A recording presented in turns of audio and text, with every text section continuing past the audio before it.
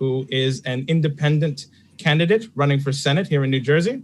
And of course, our very wonderful and honored guest, Mr. William Binney. Yeah, we have, give me 1 second here. Eesh, I was able to hear myself in the stream and that was throwing me off. And we're also joined by our friends, Action for Assange, who will be multi-live streaming with us. So, can people hear the stream? Sorry, hold on. I don't know why I'm hearing two. Sorry. Okay. Yeah, so we will be multi-live streaming with our friends over at Action for Assange. I was running into a bit of a technical difficulty, but I got that cleared up now. As we begin, I would like to just briefly say something to everybody here. I want to talk to you about our new Psychological Warfare Inoculation Bureau. If you didn't like your choices in 2016, and you didn't like them this year in 2020, then you have to decide that you will be the choice. This doesn't mean that you'll run for office, but you're going to find the truth.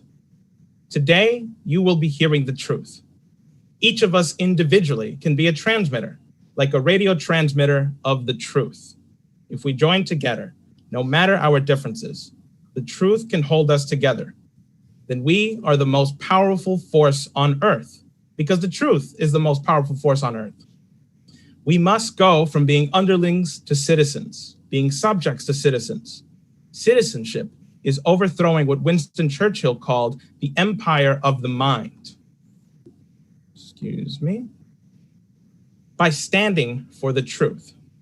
If you're tired of seeing people manipulated, we don't have to overthrow safety for security. That's a false idea, and Mr. Binney has proven that. You have not converted a man because you have merely silenced him. We are many, and they are few.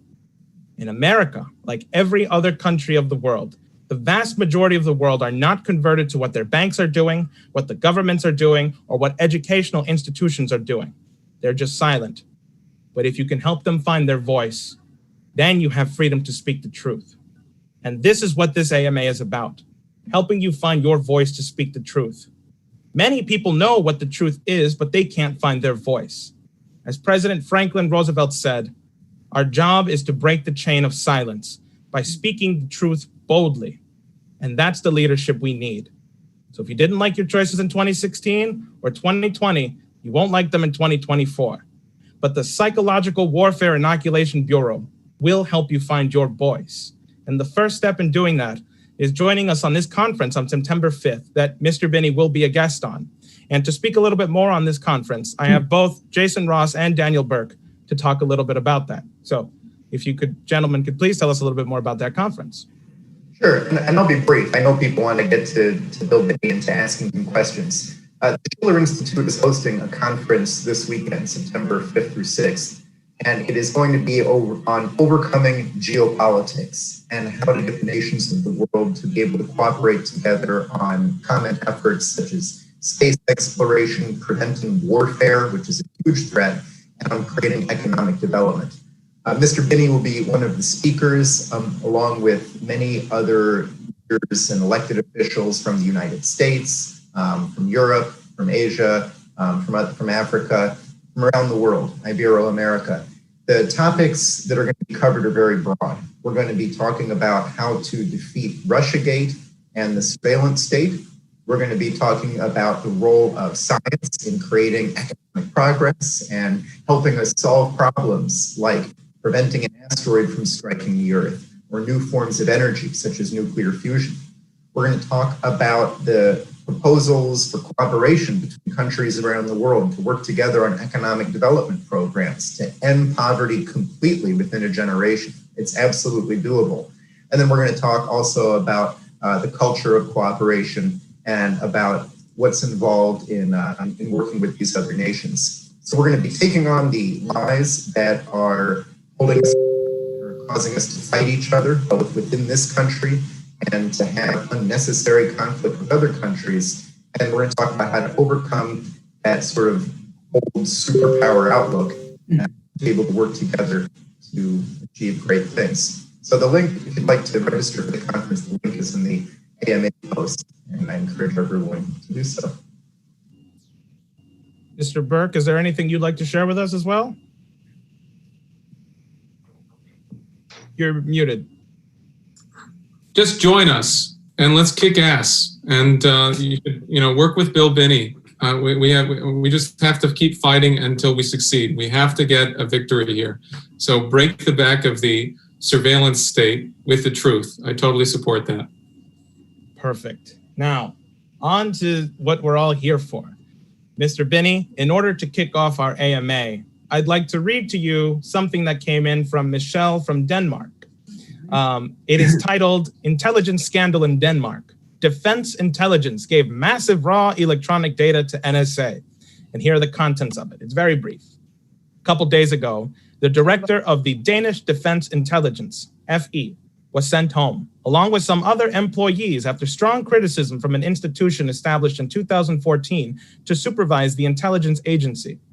Today, Danish radio divulged information from several sources that the scandal is that before 2014, FE had been taping central communication cables and giving access to massive amounts of raw electronic data to the NSA, which may include emails, text messages, and telephone calls from many Danes, which is illegal. According to DR, Danish radio, intelligence sharing with an intelligence agency from another nation is legal only if it involves data from very few Danes. Several whistleblowers gave information to the supervisory agency. FE is also accused of withholding information from the supervisory agency. Mr. Binney, what are your thoughts on that?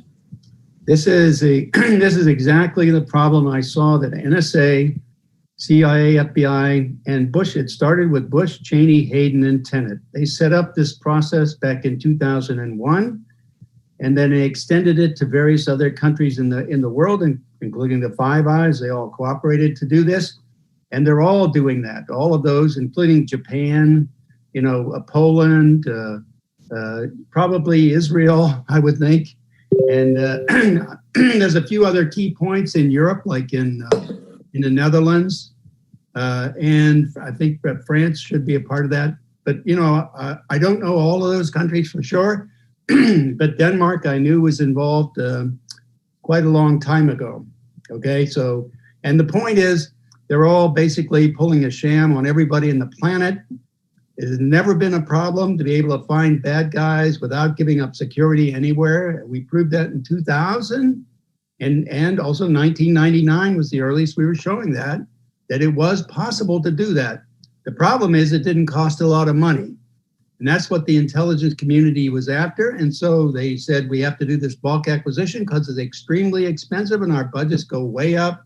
Our knowledge and information about people in the world, including all the members of parliament of every country in the world, as well as all the people in the world who are actively participating, on any electronic device.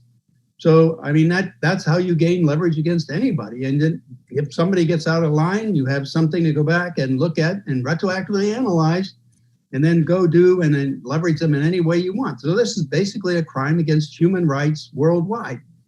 And they're a part of it, and they have been. And the Danes, at least, are starting to take that seriously. I think the Austrians also, their parliament defeated a motion an effort to put a law into place where they could, approve bulk acquisition. They voted that down, and their Supreme Court or highest court ruled that it was unconstitutional according to Austrian law. I mean, it's unconstitutional according to U.S. law. And Elliot Shukart and I have a law or a petition to the Supreme Court that's going to be reviewed on the 29th of September.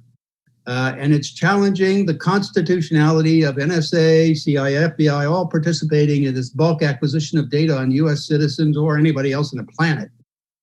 My problem with it when I was a technical director was I realized the problem with mass data was making our analysts dysfunctional.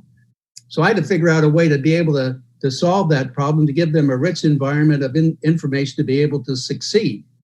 I did that, but Hayden and company threw that out because it didn't cost a lot of money and it made things efficient. They wouldn't have to build things like Bluffdale a few $1 billion here and there for more storage centers all around the country, over here at Fort Meade, at Denver and various other places.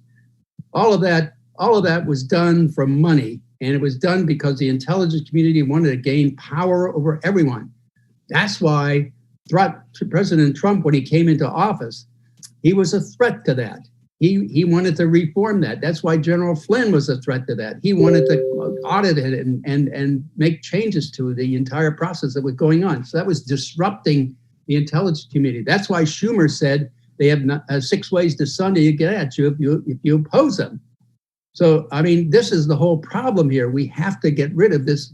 And there are ways to do it. There's a ways to purge all of this data out of their system so none of them can use it and violate anybody's rights anywhere in the world. That's an easy thing to do. I call this the first swindle. This was the major swindle by the intelligence community of the entire population of the United States. They're swindling us for tens of billions of dollars every year. And it's also true of the other countries that are participating. They're being swindled too. And the people of those countries are losing all their human rights under their constitutions. And that's the major problem around the world. That's why this Supreme Court challenge is so important. And that's why what they did in Denmark is so important. I made sure Elliot Schuchart knew about that so he could include that in his pleading when he goes before the Supreme Court, hopefully early next year. Beautiful. Thank you so much, Mr. Binney, for that. That was a question submitted to us, not from the Reddit, but it was somebody who wanted to ask it before. Now we're going to turn over to the Reddit thread. Jason, do you have the first question? Yeah, let's kick off with this one for you. Energy Drink Junkie asks, what can the average citizen do to circumvent the current state of surveillance, or at the very least, to make it a little bit harder? Well, I would advocate creating your own encryption system if you are so inclined or have technically inclined that way. You can do that. Otherwise, you could do things like use Tor. I think might help disguise your activities. But the problem is, I believe the Five Eyes intelligence community has basically infiltrated Tor and taken over that network. Or at least they've taken over a good portion of it. They put up their own sites and monitor the transfer of data across that process. So Tor might be an option, setting up your own simple codes or things like that with your friends. Like if you say something and it means something else, that kind of thing. Otherwise, there's no way you can prevent them from capturing what you're saying or doing. Great. You got that, Jason? Yeah. Okay. Here's a question. We are on a Bernie Sanders subreddit, so we do naturally have one question, which is, do you think the intelligence community had spied on Senator Bernie Sanders since the 60s? And are they supplying the Democratic Party with information about him? And another question, do they assign handlers or people who attempt to get close to the senator? I don't know about the handlers, but do they spy on them? Yes, they've been doing spying on. It came out in this church committee when they were investigating all these agencies back in the mid 70s, 73 to 75, I think it was. And that when they found out after that, they found out that Senator Church was one of the main targets for NSA and CIA and FBI to spy on. So yeah, and another whistleblower, Russ Tice, had said that in early 2002 he read the transcripts of the then Senator Obama's phone calls. Sure, so they're spying on all of Congress because those people have power over them, and they want to make sure they know what they're saying, thinking, and planning. Thank you, Jason. Sure. So the next one is a question. Has the NSA security state essentially destroyed the possibility of there being authentic democracy in the US, considering they have both a minuscule and a bird's eye view of every citizen and are thus in a position to apply statistical and cognitive science to not only map the voters' minds to a previously inconceivable degree, but also to refashion or remap said minds using all but undetectable measures? Thank you. Yes. All right. Good. Let me ask another one, since that one was so quick. What has been a consistent obstacle that prevented you from easily telling the news media your findings that there was no Russian collusion? Basically, the problem was the mainstream media wouldn't let that kind of information out. They had a narrative they were pushing, which was the Russians, infiltrated to influence our election, and that's the story they stuck with. They pushed that for 3 years plus, and they're not changing it now. So, but they don't want to hear anything that might be something that would destroy that narrative. My point is that narrative is a lie, and basically I call it a crow that eventually somebody's got to eat. And over time, that crow just keeps growing. Now it's just too big to swallow. So they can't, they're just locked into their narrative and they can't get out of it. So that's why I'm going, like, for example, on the Jimmy Dore show. I will be on that on the 1st of September. I think that's been scheduled now. So, but it's the non-mainstream media that's carrying the truth, not the mainstream media. They're lying through their teeth to everybody. That's wonderful that you'll be on Jimmy Dore. It's great. Yeah. Oh, Mr. Burke, do you have the next question? Sure. For some reason, okay. The question is, what can the average citizen do to do against this surveillance state? I think I answered that one earlier. Yeah, didn't Jason pose it already? Somehow it didn't come into the to the Reddit. It didn't load up there. Go ahead to the next one. Sure. This one comes from user Stankalot. And since we are live streamed, I do think it best that we do read out loud their usernames. Okay. This user Stankalot. He says, "Thank you for everything you've done. Now that you've experienced life after a revoked security clearance, do you think losing clearance as an across-the-board SOP would, across the board would stop when you leave the government?" I'm sorry, hold on.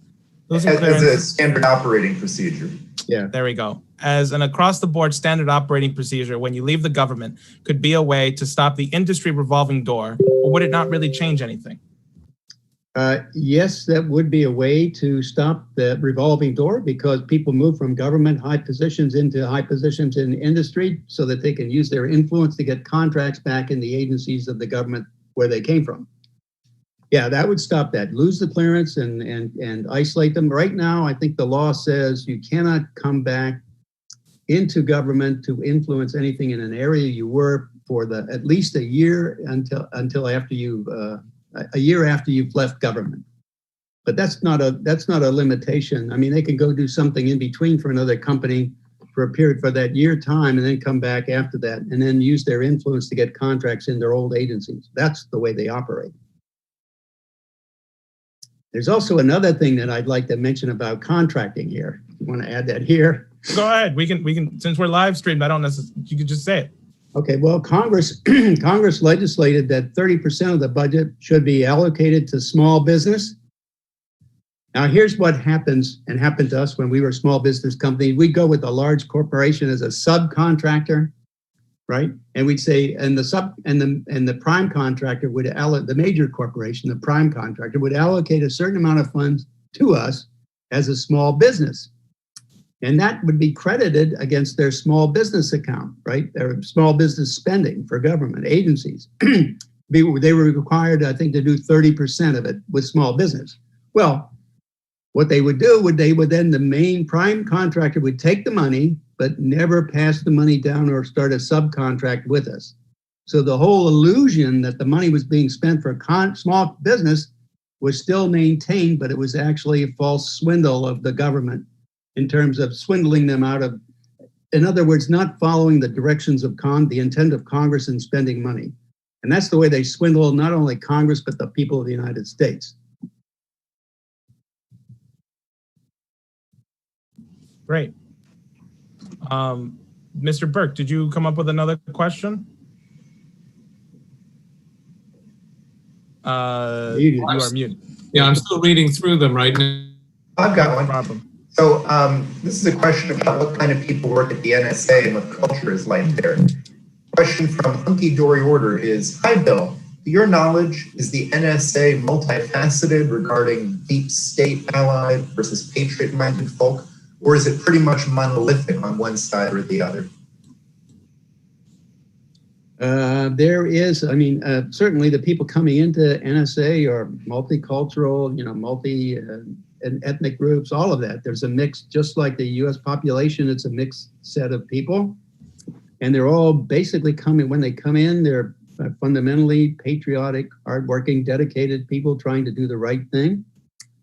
But there is a culture in NSA and the entire intelligence community, this secrecy thing, kind of, we're working in secret, and it's kind of a hidden culture that kind of evolves on its own. And I called it a cloning process, where everybody comes in at lower levels. They start moving up the chain of grades, of GG level grades, government grade levels, getting higher and higher in the bureaucracy. There's a process that conditions them to start thinking the way that the higher structure of that agency operates, and how they want everybody to toe the line. There should be no. In other words, there was Hayden put out a what was called a director's gram to basically the population of NSA in 2000, in early 2000, in April. I have a copy of it. At any rate, he said, when the corporation decides something, that's it. Everyone's supposed to line up and follow. Well, that was directed. One of the guys from the Russia shop, the linguist, gave me a copy of a Lenin quote from a 1906 statement, 1906 briefing he gave, and it said, when the party decides something, everybody should line up. Until then, the party will listen to dissent, but once its decision is made, that's it. In other words, what that says is, once you do something like Trailblazer is it, and there's no going back, that's the way we go. Well, you see, the problem with that is it doesn't allow for discovery along the line, right? Once you discover something, you should adjust and change your plans. Now, the Nazis made that problem in the Kurz, offensive in Russia in 1943. I think it was, where they knew there was a big, that the Soviets had set up a good deep defense for the attack, but still they went ahead. Why? Because the plan is the plan, and that one failed just like Trailblazer failed, because the plan is the plan, but it doesn't take into account discovery and merit-based decision. There was no merit-based decision in that process. That's why we got to fire most of the leadership of all the agencies we have. What was the name of the offensive of the Nazis? The Nazi offensive was against the Kurz offensive. Okay, thanks. KURTZ, which was a little small town or city in Russia. Okay. Mr. Binney, this question comes from a moderator on the subreddit. Okay. His name is F-Thumb. And he just asked, do you know if WhatsApp is as secure and encrypted as they bill themselves to be?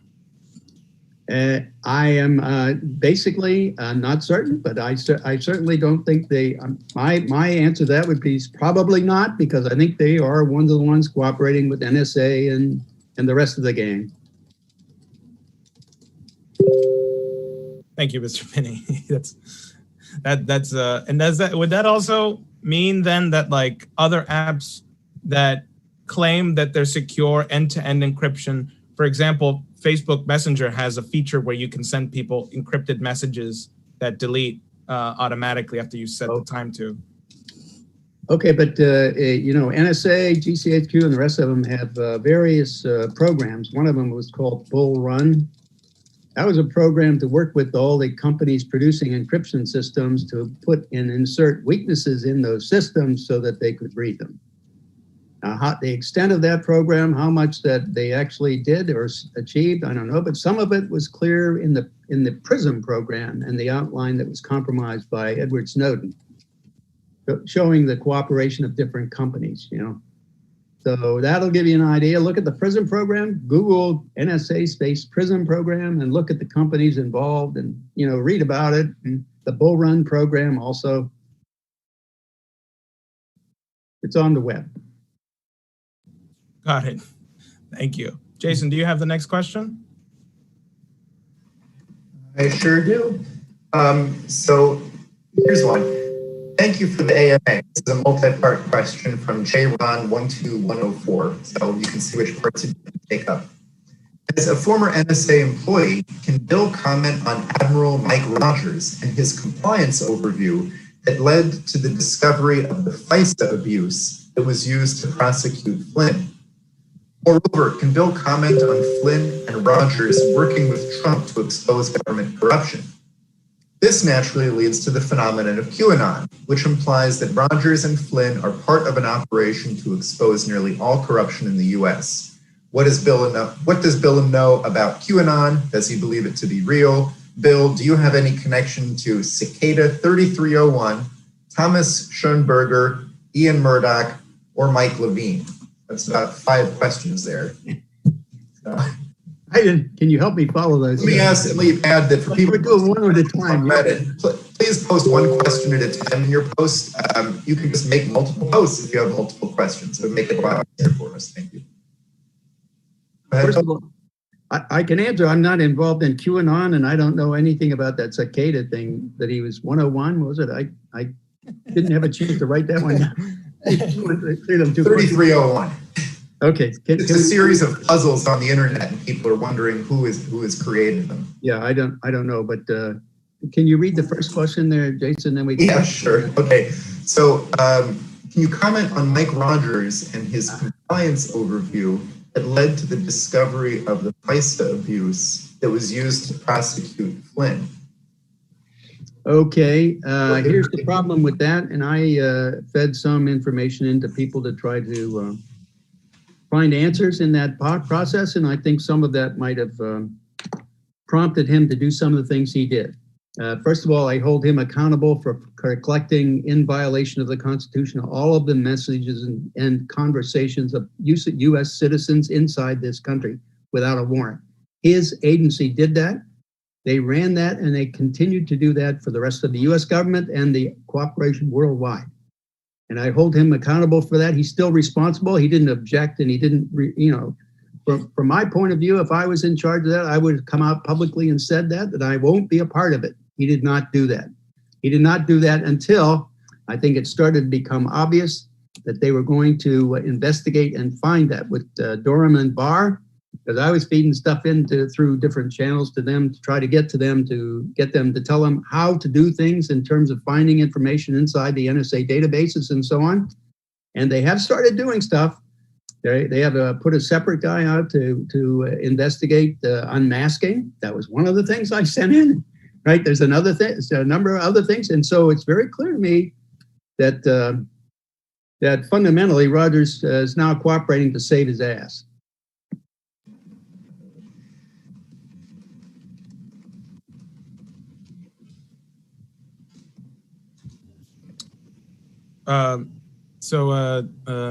Okay.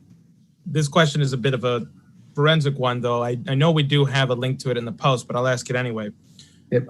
This comes from Kay McHale. Mr. Binney, I became fully aware of you when Seth Rich was killed. I understand a bit about metadata. My question is, did you have the actual data to prove the transfer was local, not a hack? That's one question. And then there's another part which you can answer if you'd like. I would also like to know if you're familiar with the 9/11 claims made by Captain Field McConnell and Captain Dan Hanley and BHUAP. Okay, first of all, do we have the evidence that it's local, not a hack? Yes, and you guys have the copy of that wherever you want to post it. Also, there's 2 parts to this. One is the DNC data that was posted by WikiLeaks, and the other is the set of information posted by Guccifer 2. That's 2 different sets of information, and there's 2 different sets of issues to deal with. But one was the Guccifer 2. It was the fact that the files that he posted for the 5th of July and the 1st of September merged. Did you guys have that merger to show that down to the millisecond, it doesn't conflict? So he's playing with the data that tells us that. Also, the speeds of transfer, which is all calculated from that. I have that, but I have it on hard copy. I can try to get it out electronically to you guys later on. I just have to go somewhere and get it photographed and downloaded to a file. And the other thing was the fact that Gooser 2 had posted on the 15th of June, he posted files with Russian signatures, and those 5 of those files were posted by WikiLeaks in the Podesta emails, and they did not have Russian signatures. So that kind of said to us, Gooser 2 is a fake, and he made it look like the Russians did the hack, but they didn't. And that's a part of the Marble Framework program that was compromised under the Vault 7 program, and they did say it was used once in 2016. Well, we think it was used on the 15th of June by Gooser 2 out of CIA. Did say it was used once in 2016. That's where the evidence is pointing. Now, I think CIA needs to answer that. And I think NSA also has the data showing that the DNC hack, whatever it was to get data, went to CIA, not to WikiLeaks. Okay, just real quick so I can clarify. The Marble Framework was done by the CIA. That's their program? That's their program, compromised in Vault 7. And it was there to show that they could do a hack and make it look like somebody else did it, mainly the Russians. And just so, this isn't on the AMA, but is it not the case that Mike Pompeo was CIA director in 2016? No, I don't think 16. He was there in 17. Oh, okay. I don't know. You'd have to look up exactly when he took over CIA. I thought it was 2017, because that's when I went to see him. Right. In October. Yeah, that's true. He took that office in January 2017 with the new administration. Got it.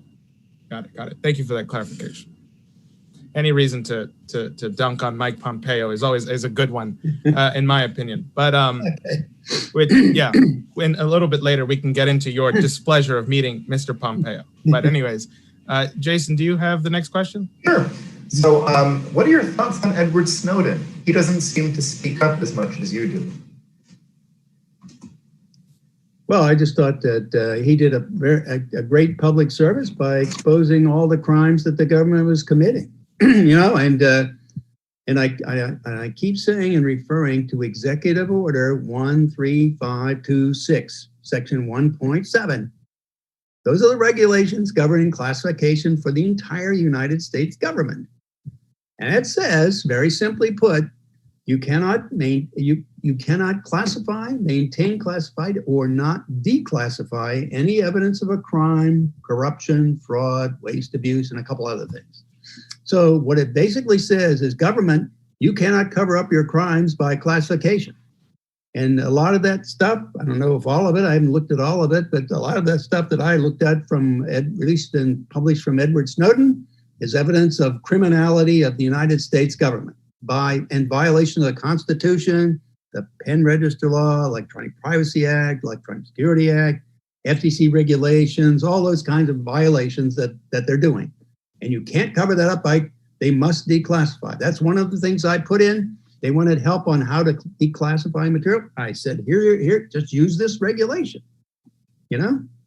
So, and that's, I think, what the DNI, what's his name? He was in there temporarily. He used that, I think, to release and declassify the testimony in front of Shift, where he was, where the CEO of CrowdStrike testified that they could not prove or had no evidence that the data from the DNC was actually exfiltrated. And he covered that up for a couple of years with classification and lied about it, saying there was evidence that it was, Russians that did it. That was a lie.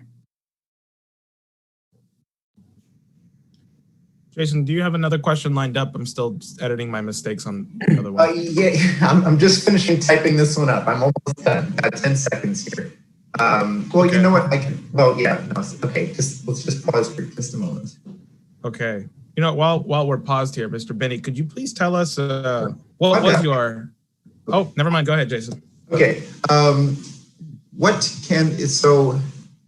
this kind of question comes up a lot. I know you've responded to it on the previous AMA, but the question simply says from political bimbo, did Seth Rich give the emails to WikiLeaks?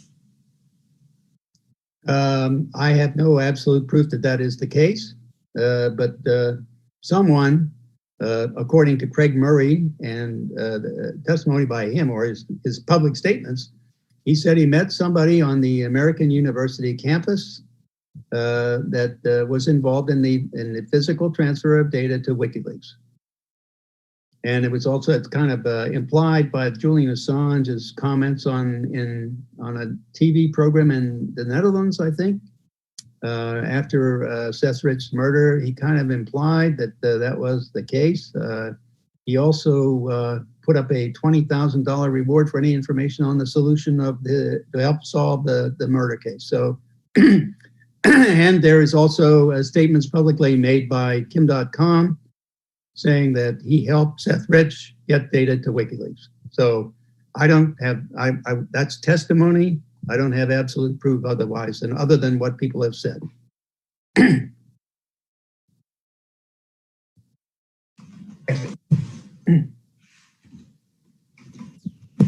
Jason, do you have another one, or should I go? I'm typing this one up.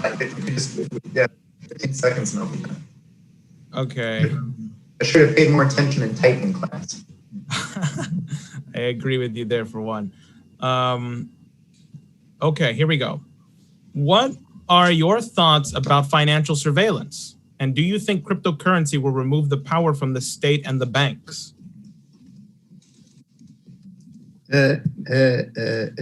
Well, you know, I'm not a financial expert, but I know that financial transactions are monitored also. So that, and is there a possibility of corrupting that through this system, like delaying things in transfer and modifying transfers and things of that nature? All of that's possible.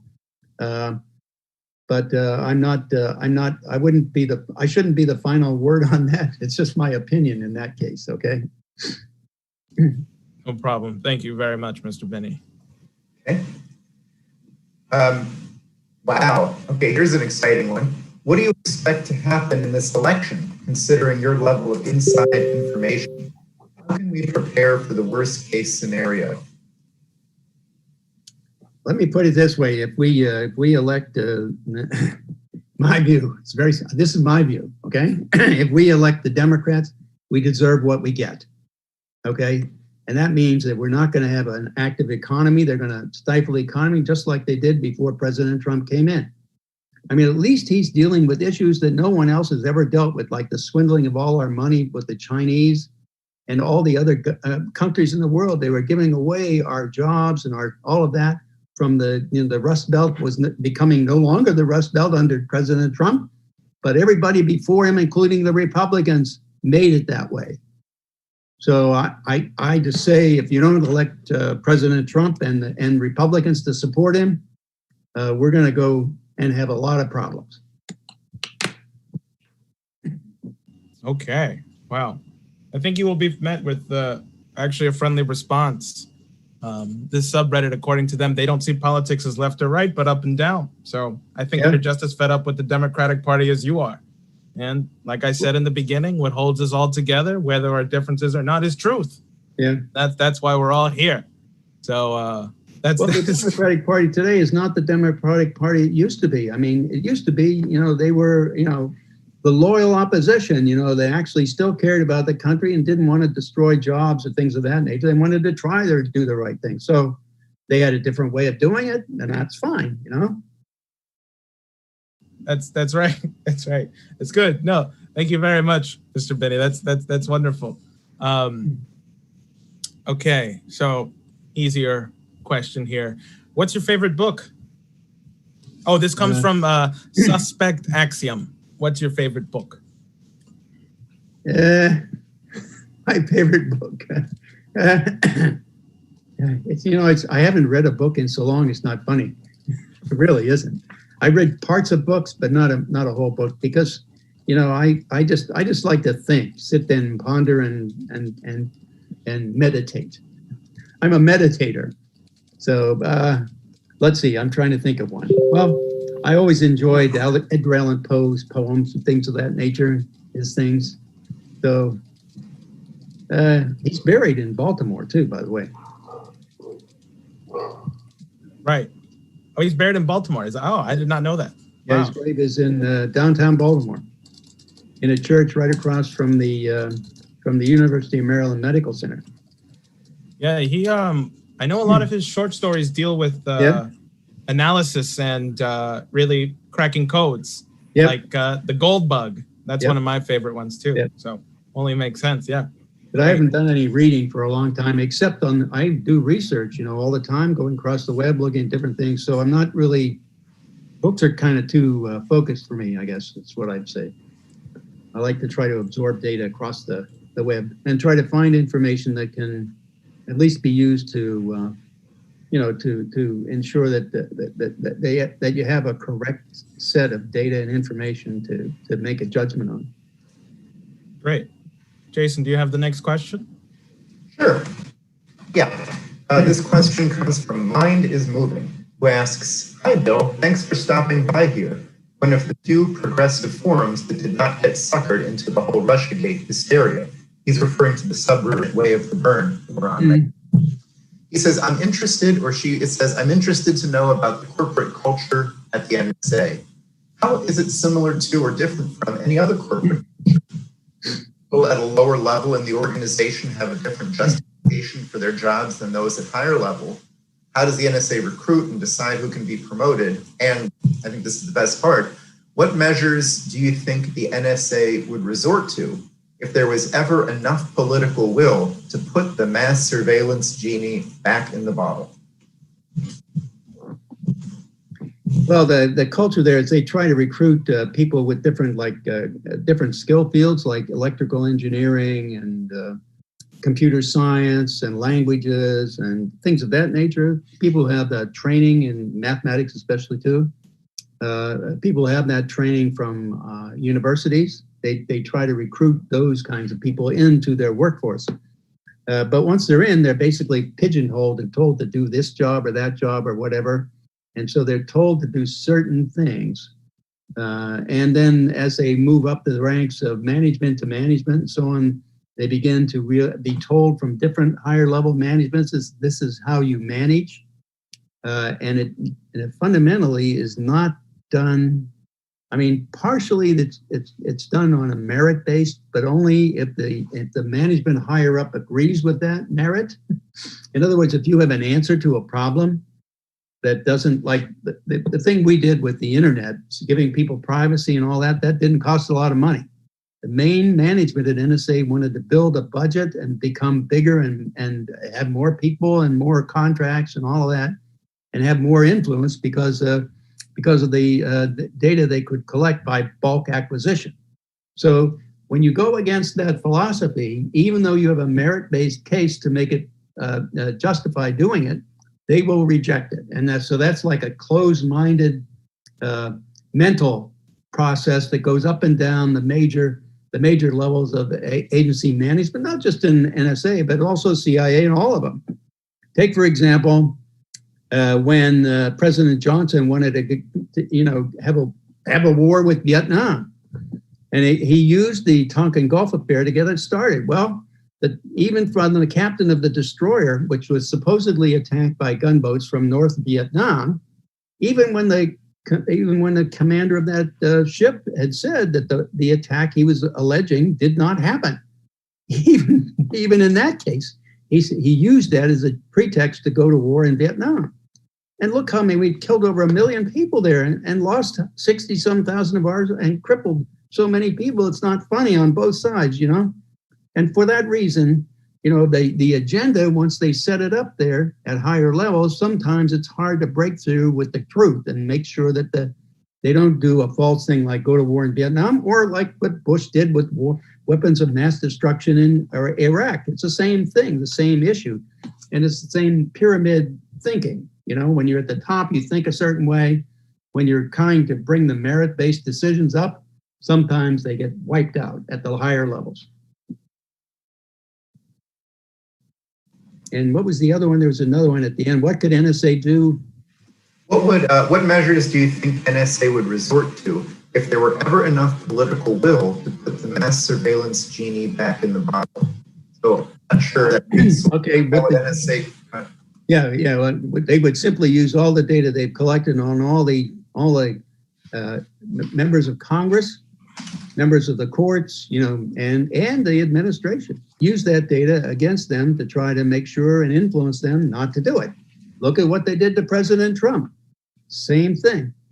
That's what they did to him. That's what they did to candidate Trump. That's what they did to Mr. Trump, even before he became a candidate. So, this is how they operate. This is how they manipulate people. So. Okay. Can I ask the next question, Jason? You're good? All right, great. So this one is a comment and a question. Okay. The comment's a little long, but the question is very brief, so up to you how to respond. Hi, Okay. Bill. Oh, this comes from Evil PhD 666. Oh. Hi, Bill. Oh, Satan, huh? Hi, Bill. Thanks for doing this. I think CrowdStrike had extreme financial motive to plant the signatures as they used this as street cred to legitimize their highly lucrative $6.7 billion IPO. And then they put a link to that. It seems the entire Russiagate / Red Scare 3.0 has given many investment opportunities. Renaissance Technologies, Trump's #1 briber of 2016, paid John Bolton $4 million between 2016 and 2018. Bolton was then propped up into the unelected national security advisor position for Trump. They went on to make $40 billion. Bolton was let go to a $2 million book advance running to the Democrats. The Democrats keep passing more funding and authority to expand on our violations, and the Republicans keep foaming at the mouth for law and order and security. We keep replacing these people and the heads of agencies with every administration, but nothing seems to change. Wall Street and these major investors / bribers control Congress, and in such, the appointments. Now, here's the question. What do you think we, the people, can do to try to change the culture or to hold Wall Street to their account for their influence on the national security state? Thank you, Bill. Well, let me give you another example here. First of all, I pretty much agree with what they've been saying. And I want to give you an example. Elliot Spitzer was going after the Wall Street people after the 2008, 7-8, financial crisis. He was going after them for defrauding people.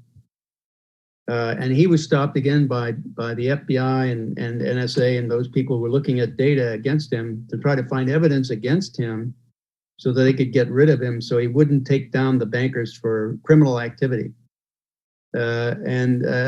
Unfortunately, that's exactly what they did. And this is how NSA and the gang down there, having all this data, makes it possible to make these things happen. That's certainly the way things have been going, and it's only getting worse. And unless we stop this, it's gonna continue to get worse. And I said originally, and I testified to the German Bundestag, also to the House of Lords in the UK, that this entire process was heading down to making countries totalitarian states. We were losing democracy around the world by this process. And I said that years ago. In fact, when I first came out, that was the reason I left NSA in 2001, because I recognized this very clearly as a process that the KGB, the Stasi, the Gestapo and SS, that was the entire process that they were setting up to make sure they could control their population. And I called it population control back then. And I keep using Wolfgang Schmidt's quote.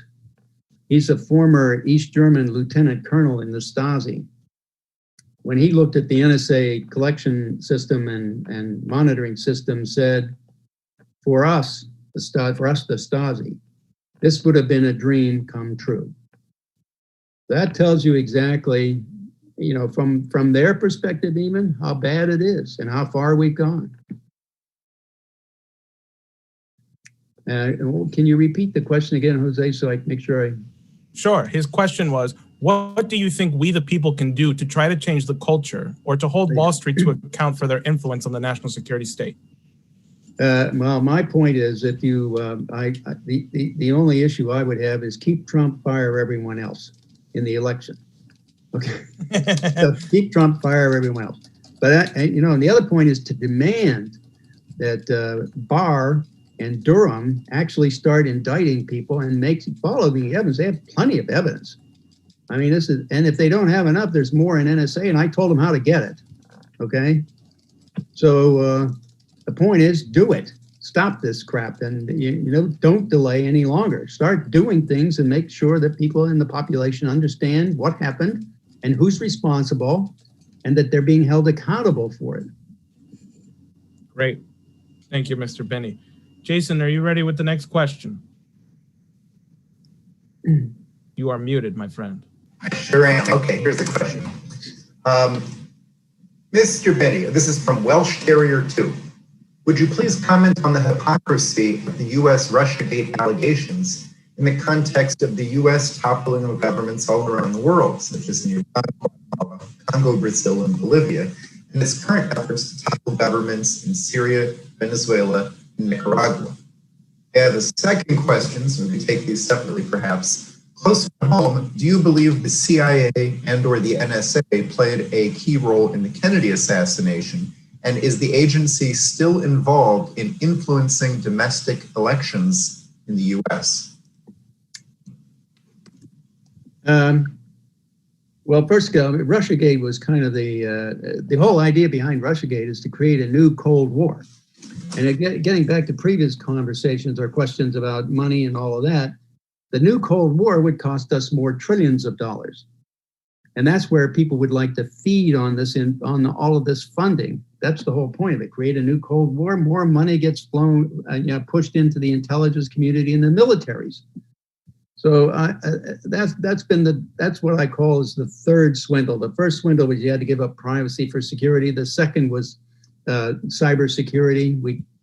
When they had all the weaknesses, the tens of thousands of attacks that were possible by the Vault 7 and by the NSA and GCHQ and all of them, all of those things meant that they knew that we weren't secure and they didn't fix them.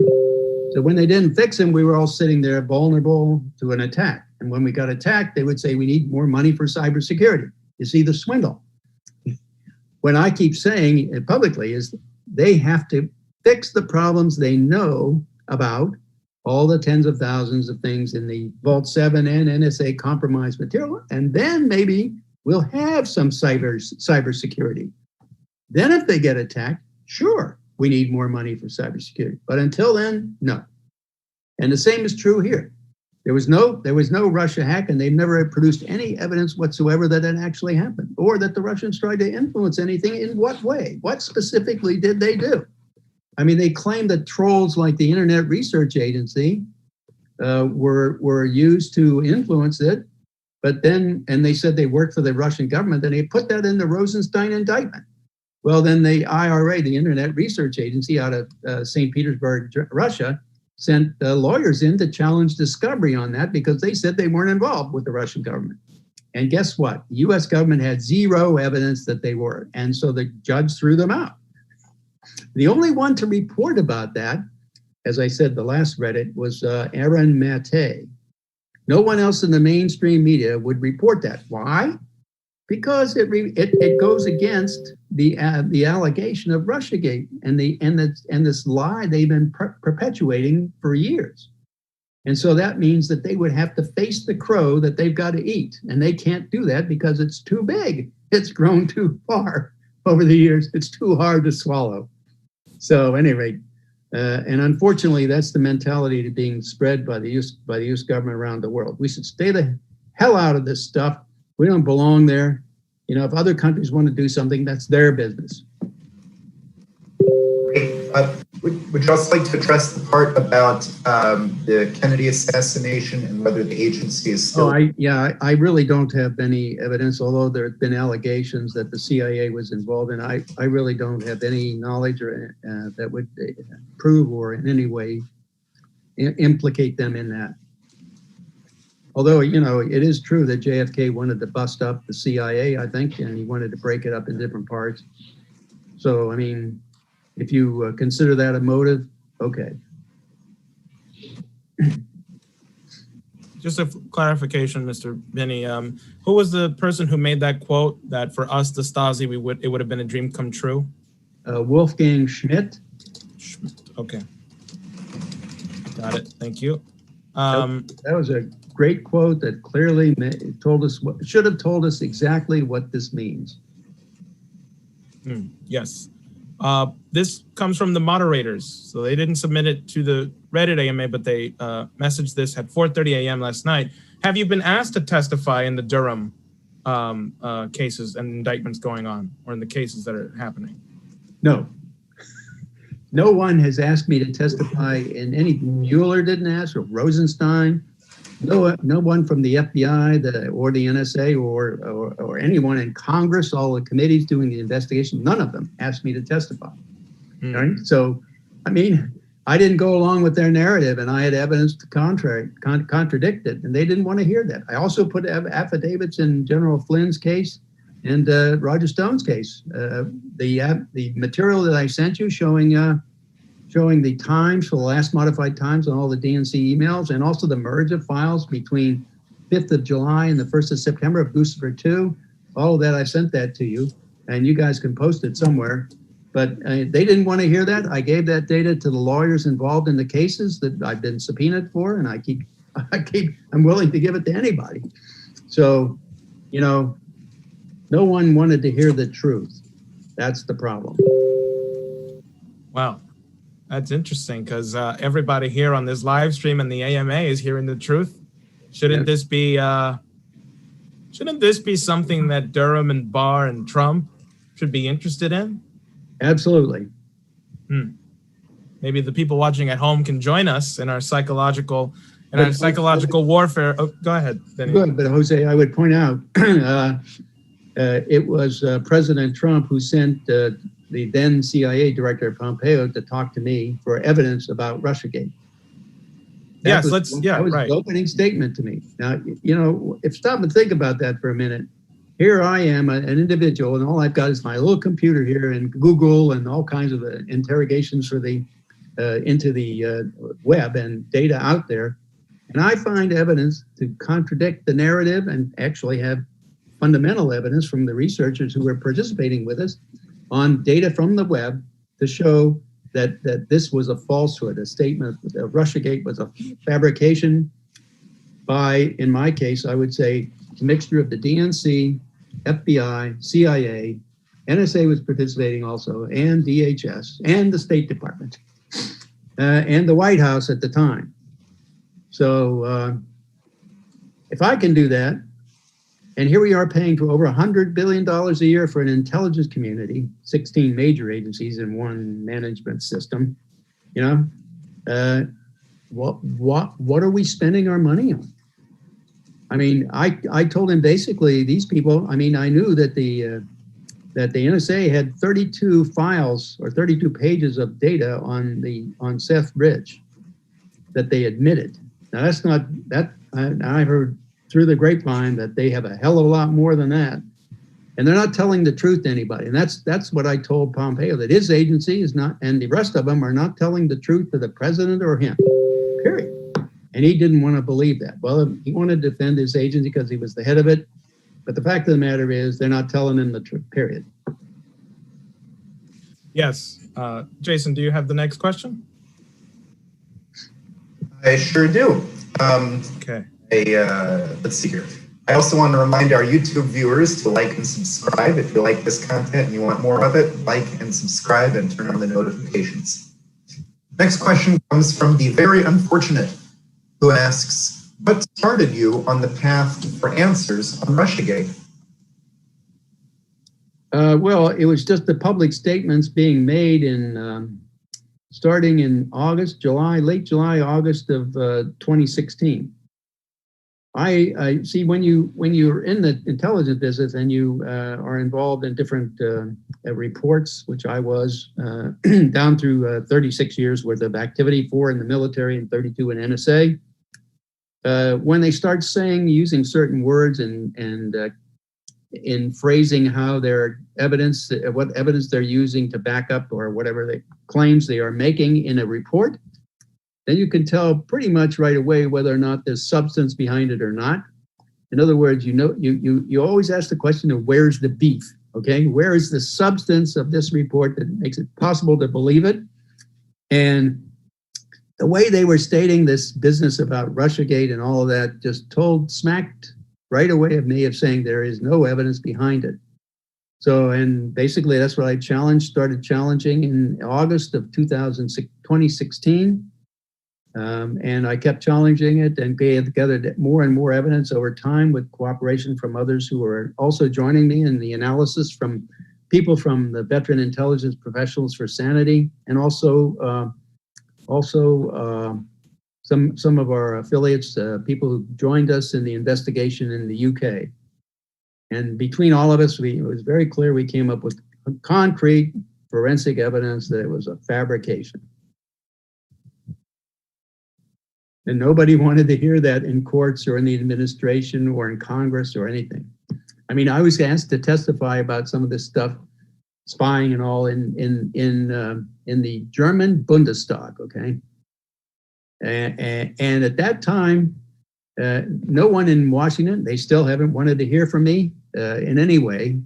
So, and I'm only 20 miles up the road, but when I was testifying to the Bundestag, the NSA committees, intelligence committees, sent representatives to that German committee doing the investigation to listen to my testimony. Now it's 3,500 miles away, and I'm only 20 miles up the road. So tell me the insecurity of these people not wanting to hear from me, because if they hear from me, they can't claim plausible deniability. Okay, so they have to keep me out, otherwise they can't claim that. But they'll send people over to listen to my testimony to the Bundestag, 3,500 away over in Europe. They'll take the expense to do that, but they won't ask me to come 20 miles down the road at virtually no expense to testify. So, that's the government we have.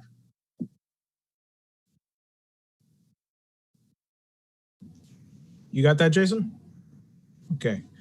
All right, Mr. Binney, here is somebody who, this was posted by a moderator, but I think it's somebody else's question, or it might be theirs, but this was posted by the same moderator, F Thumb. And then he says, literally advocating people making their own crypto? Respectfully, Mr. Binney, that is straight up the number one thing you should basically never, ever try to do. Then he has a link here that says the dangers of rolling your own encryption.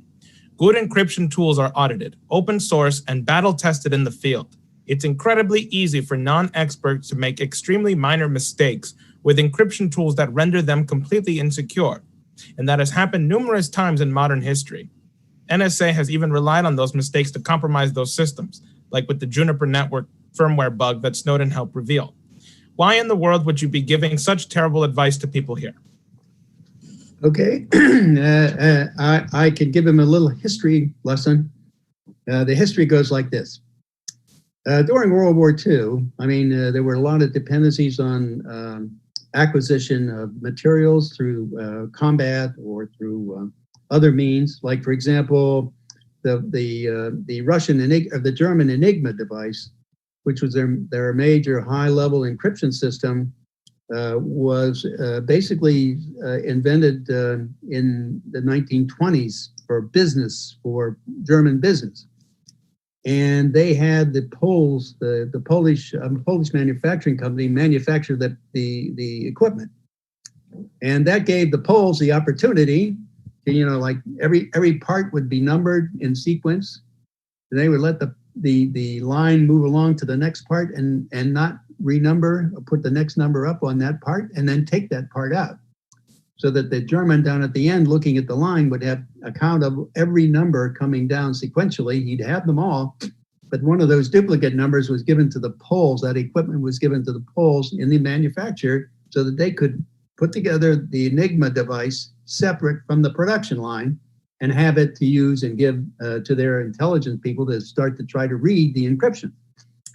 And then when the war started, there were two people who attacked Poland. The Germans came in from the west, and the Russians came in from the east, and they basically conquered Poland. And yet the alliance only declared war on one based on the invasion of Poland. And yet 2 countries invaded, but they couldn't take them both on, so they only took one on. I had a problem with that too. So, but at any rate, the point was the Poles had that as a way of getting into encryption, and that's fundamentally what the Bull Run program and what they're doing now is all about. So how to get into that, and also in the internet, which is an unclassified area, but it's a large volume area. But when you do that, what you're doing is you're taking away the experience, the opportunity for people to experience how to recover and reconstruct and be able to generate keys and streams for existing encryption systems. And that fundamentally has been lost over the decades because of the move to the internet and unencrypted stuff or encryptions that you're compromised, and things like that. So the point of having separate individuals do it would be that they'd have variations. Sure, they'd have weaknesses in them, but it would take people's time to find them. That's what they don't have. Okay? That is not available to them to do. And they don't have the experienced people to do that. In the numbers, if everybody started doing that, they would never have the numbers to be able to do that and keep up.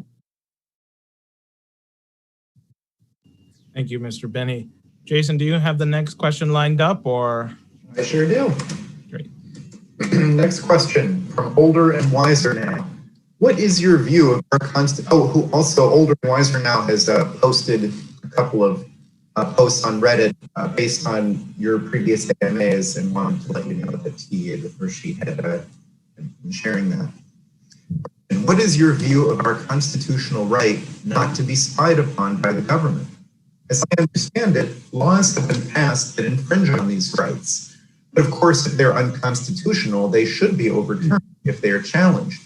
I assume that you are more familiar with this situation than anyone, and I'd like to hear your assessment of where we are today. Have we essentially lost the right not to be spied upon? Fundamentally, that is correct. The problem is that's what we're addressing in our current petition to the Supreme Court of the United States. It's we need to challenge the constitutionality of bulk acquisition of U.S. citizens by NSA, CIA, and FBI, the primary participants here, but also you get the State Department having some contribution and so on, but and also Commerce and all of that, they're providing information to do this kind of spying. So the whole point is that's a challenge to that. The only previous challenge was Amnesty International versus Clapper. And that was challenging, again, specifically the fact that they would have all this data and use it against people in courts of law to criminally charge them and so on in violation of the Fifth and Sixth Amendments of the Constitution. So also the Fourth. So, but in the case of Amnesty International versus Clapper, the Solicitor Generals lied to the Supreme Court to get that case thrown out. This is all well documented. Just Google Amnesty International versus Clapper, and you'll get all this data. It's already posted on the web. Anybody can read it and investigate it. So, but the Solicitor General lied to get that thrown out. He said if that information was ever used against anyone in a criminal case in court, that the individual, his lawyers, and the court would be told that it was originally captured by NSA. That was a lie. No one has ever been told. And so that got thrown out, and now we're challenging it again. This time we hope the Solicitor General doesn't lie.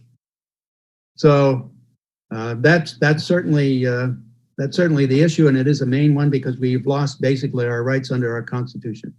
And the same is true for everybody worldwide. That's the problem. It's destroying democracy and our republic.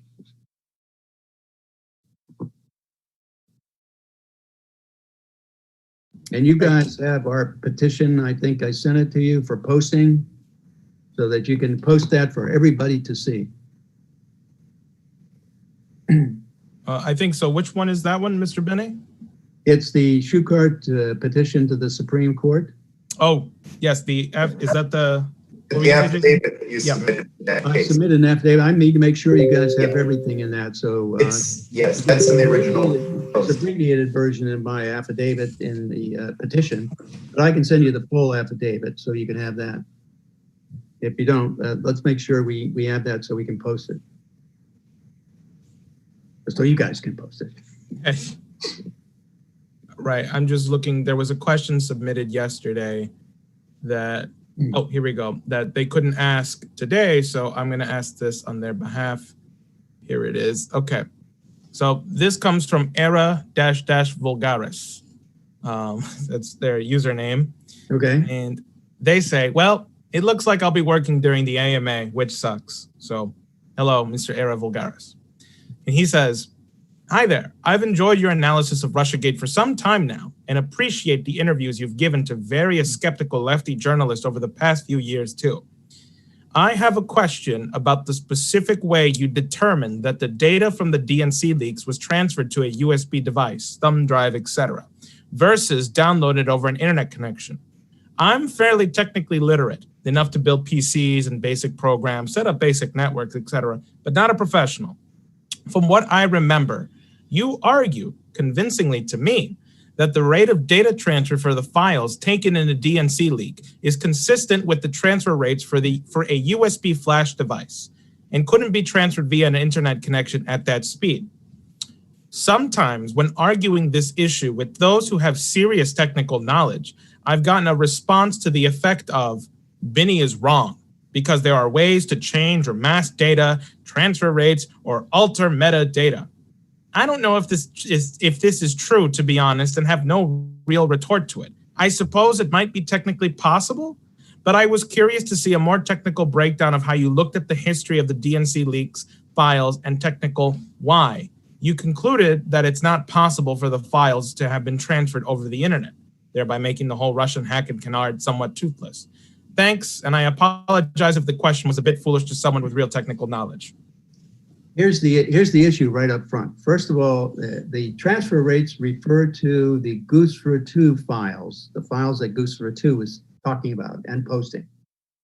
Those are not the DNC files that were posted by WikiLeaks. There's two different sets of files. Now, the files that were talked about in the DNC files that were posted in 3 batches, 23 and 25 May of 2016, and also the 26th of August 2016, those 3 batches of DNC emails posted by WikiLeaks had a total of 35,813 emails. And we did a grep and did a sort on all the last modified times for all those files. And you guys have that. Also the Podesta emails, we did that too. So you've got the results of all the selection of all the last modified times in those files to post. And that's the evidence that shows the DNC files, not the Goosefruit 2, but the DNC files were downloaded through the FAT process, doing the modifying of the last modified time to end up in an even second. All 35,813 of them have that, and that's that property of the FAT file transfer to a storage device, which shows that it was physically moved before WikiLeaks posted it. Now, the separate issue on the transfer rates deals with the Goosefruit 2 material. That was posted on the 5th of July and the 1st of September. And those 2 files, the ones actually merge, if you look only at minutes, seconds, and milliseconds, they merge without conflict. The holes in the timing of the data for the 5th of July are filled by the files from the 1st of September. That tells us that Goosefruit 2 was playing with the data, did one download, split it into 2 files, and said, here I did two hacks, right? But actually only did one. Then he did a range change on the date and the hour. He couldn't do a range change on the minute or on the second or the millisecond, because that would, you couldn't basically, there's just too many of them. They'd have to go through one at a time to do the change. So that was the evidence to show about the download. But also Goosefruit 2 posted on the 15th of June, he posted some emails that showed Russian signatures. Now, 5 of them, our guys in the UK picked out, were posted under the Podesta emails by WikiLeaks. But those 5 did not have the Russian signatures. this is the evidence that I wanted to present in the courts of law in Flynn's case and Roger Stone's case, and also testify to the House and Senate and anybody who'd want to hear it. Those same 5 didn't have those Russian fingerprints. That said that Guccifer 2 inserted them. And we had the implication from Vault 7 having Marble Framework used one time in 2016, that was the time they used it. And that came out of CIA. So that's the evidence against Guccifer 2. It's the merger of files that showed he was falsifying the statements of having 2 hacks, and the fact that the transfer rates were so great that they couldn't go across the web. And by the way, for all those people who were saying that, we put out a challenge. We said, okay, if anybody has a way of doing this, to getting this transfer across to Russia from the United States as a hack, let us know what it is, and we will actually help you try to make that happen and prove that case. And so far, no one, I say, has come forth with any specific path that we can help test, so we can do a peer review of any statements they're making. We tried it and failed miserably. We couldn't even get close to 1/4 that transfer rate. So if anybody says they have that, then let them come forward and say, how are we going to get it from the United States over there to Russia, across the Atlantic, across Europe, over to Russia? We're not talking about just locally on a high-speed line. We're talking about a long-distance transfer across the web. So, but it easily can go down. In both cases, there was no problem doing a thumb drive type download to a thumb drive, a local transfer, in other words. So I'm still waiting for somebody to come. No, NSA, CIA, FBI, none of them. They had never come up. No one challenged me in anything I said when I was talking to Pompeo either. Nobody. Maybe we should get the people to demand that they come and speak to you. Absolutely. I'm ready to take them on. Which, yes, I'd like to reiterate here, please, people, join our Psychological Warfare Inoculation Bureau. If you can click on the link in the description, there's also a link in the AMA thread to join, sign up. There will be some exciting developments coming soon, so please sign up so we can keep you updated and you can join our bureau. Mr. Ross, do you have the next question? I sure do. Okay, so this was a follow-up question. You were asked about what prevented you from telling the news media your findings. You talked about mainstream media has got a narrative that they're so bought into now that it's a big crow to eat.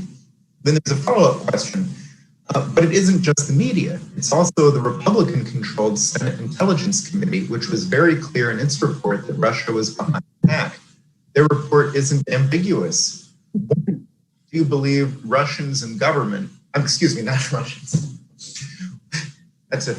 Why do you believe that the Republicans in government would also be locked in to such a narrative when it's in their every interest to legitimize the election victory of their own party? Okay, I'll tell you this much that I know firsthand. This came from when we first went down to complain. This is in February of 2002. Diane Rourke, who was then the senior staffer on the House Intelligence Committee managing the NSA account, set up a meeting with the then Representative Burr, who is now Chairman Burr of the Senate Intelligence Committee, to have us go down there and talk about this issue in a skiff in the House Intelligence Committee. And when we came up, we talked about the spying on the United States citizens, bulk acquisition and violation of the Constitution. And we talked about a number of other problems internally in NSA in terms of the corruption, fraud, waste, abuse. And this is the only answer I could get out of that Republican's House member at the time. He said, well, we all know that NSA is really messed up, but now is not the time to fix it. And now he is the chairman of the Senate Intelligence Committee, pushing out this crap, unsubstantiated dribble that the House and that the Senate is pushing. Why are they doing this? Because it's a way to get more money out of the public, swindle us all out of more money for a new Cold War, and create a major, another greater, bigger government. Now, why the Republicans are doing that, I don't know, and they shouldn't be. I mean, that's why I haven't contributed to any of their campaigns. The only campaign I want to contribute to is President Trump's. The rest of them, I would fire them too. So my point is fire them all. Get rid of them, keep Trump. Put people in who actually want to do the job to make the country better. Let's get people down there in Washington that don't want endless wars. Get people down there who cooperate to solve problems. Get people down there who will be honest and try to manage the legitimate spending of the U.S. government in the betterment of this country. We don't have that right now. Look at it this way: both parties got us to where we are. They both did it. We're all here because of all of them. Great. Let me ask, I missed the date. You said that you went with Diane Rourke to set up a meeting with Burr, and that was, you said, February 1992? February 2002. Oh. Right, and the reason he said it, the reason he said now's not the time because it was shortly after the 9/11 attack. Okay. But I mean, that is the time to fix it. Not, So he kicked the can down the road, and that meant nothing was done. Now we're in the mess we're in. Jason, can I ask the next question? Great. All right, this one comes from another moderator on the Way of the Burn subreddit. They say, this comes from NetWeasel SC. Okay. I'm guessing that you have piles of non-disclosure agreements restricting your every word, so I'm going to be careful in my phrasing. I'm going to be very careful in my phrasing. There have been rumors, stories, paranoid theories about how the NSA had taps placed on the entire internet, and that the NSA has huge data storage facilities to store their own copy of everything that their taps have intercepted. I'm guessing that you can neither confirm nor deny that? I confirm every bit of it, and I know exactly to the building in the cities in the United States where about 80 of the taps for the AT&T and about 20 or 30 more from Verizon are. I know physically where they are everywhere in the world. To the building. I can't get to the floor or the room, but I can get to the building. And I'll tell you, there's a very interesting way I did it. Here's how I did it. Okay. I used Google Map, right? And I went in and looked for all AT&T buildings in a given city because I was looking at the Fairview program, and it mapped directly, was a direct overlay of a 1960s microwave network that I had for Ma Bell, which is AT&T, okay? Right. So when I overlaid them, it was a perfect overlay. You could put one right over the other, so now I knew where all the cities were, where all the taps were. So then I went into those cities, looked for an AT&T building in there, and there were two conditions I had to have met. One, once you have a large tap going on, a lot of things happening, there's a lot of computers and all involved, that generates a lot of heat inside the building. So you have to have very large cooling units on the top of the building, on the roof of the building to get rid of, or very close to that building to get rid of the heat, Right. So once you find that, then you have to look for a railroad fairly close to it. And the reason you do that is because they have to send these very large, like 10 gigabit, 64 fiber lines from city to city. And that's an expensive deal. So you want to pick the shortest distance between the cities. That's along the rail lines, right? So they have right of way also. They don't have to dig up, walkways or roads or anything. They just go right along the railroad without having too much difficulty laying the line. So that gets a lot cheaper to do that. So once you find those two conditions, then you know that the building where the tap is. And that's the way I had the locations for all of those taps for AT&T and Verizon. Also, I gave those locations to Laura Poitras to publish. She told me she wasn't going to do it, but she gave them to the New York Times to see if they would publish. And she said that the New York Times refused to publish them because if they did and one of those locations was physically attacked, they would be held responsible. So they didn't get that. Wow. So the New York Times, it basically says, we don't think you're wrong, but if one of those buildings get attacked, we'll be held responsible. Yep. So, I mean, telling the truth to the public of what the government's doing didn't rate, and that's why I keep saying that we really should remove the mainstream media from the First Amendment, because they are not performing their First Amendment duty to inform the public what the government's doing. Thank you, Mr. Binney. Jason, are you ready with the next question? Yes, I am. So this is from Haunting Albatross. The spying goes well beyond just what the Democrats did to Bernie Sanders. Can you address these crimes and how the spying has allowed Trump's enemies to steer him against China based on lies? Well, again, this is the major issue I had with this bulk acquisition. What it means is they have all the information on anybody. And for example, they could, over time, determine the things that really mean something to you or as an individual, the things that you're concerned about. And they could use those kinds of things to leverage and manipulate you. And that's the problem I saw with all of this spying. When it shifted from, the whole intelligence idea shifted from looking at groups of people or militaries or countries that posed potential threats to looking at individuals. And when you did that, you basically moved away from doing what the real intelligence job is and is supposed to be. And you move into a policing type environment where now you're looking at individuals and whether or not they've committed crimes. And that's basically what's happened here. So I just think that that's a foundation that makes it bad for everybody. It makes them all possible to be manipulated. I mean, they did that with, for example, I'd mentioned Elliot Spitzer before. They got rid of him because of that as a politician, going after Wall Street for the criminality and the financial problem we had in 2008. So that's the way you get rid of people. So. And they could do that with anybody. Look at what they did to President Trump. They leaked some of his phone calls and talked about some of the data that they had about him, So, and they used it against Flynn, some of the conversations Flynn had, so General Flynn.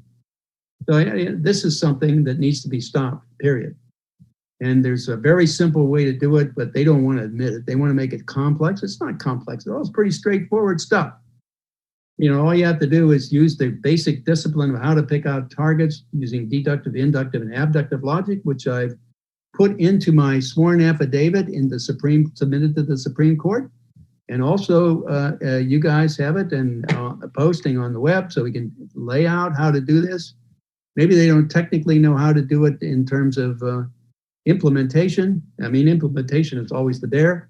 But I sure do, and I'd be glad to do that for them. But I want to make sure and ensure that these databases are actually purged of data on individuals that have no relevance to any crime or any kind of international issue or threats.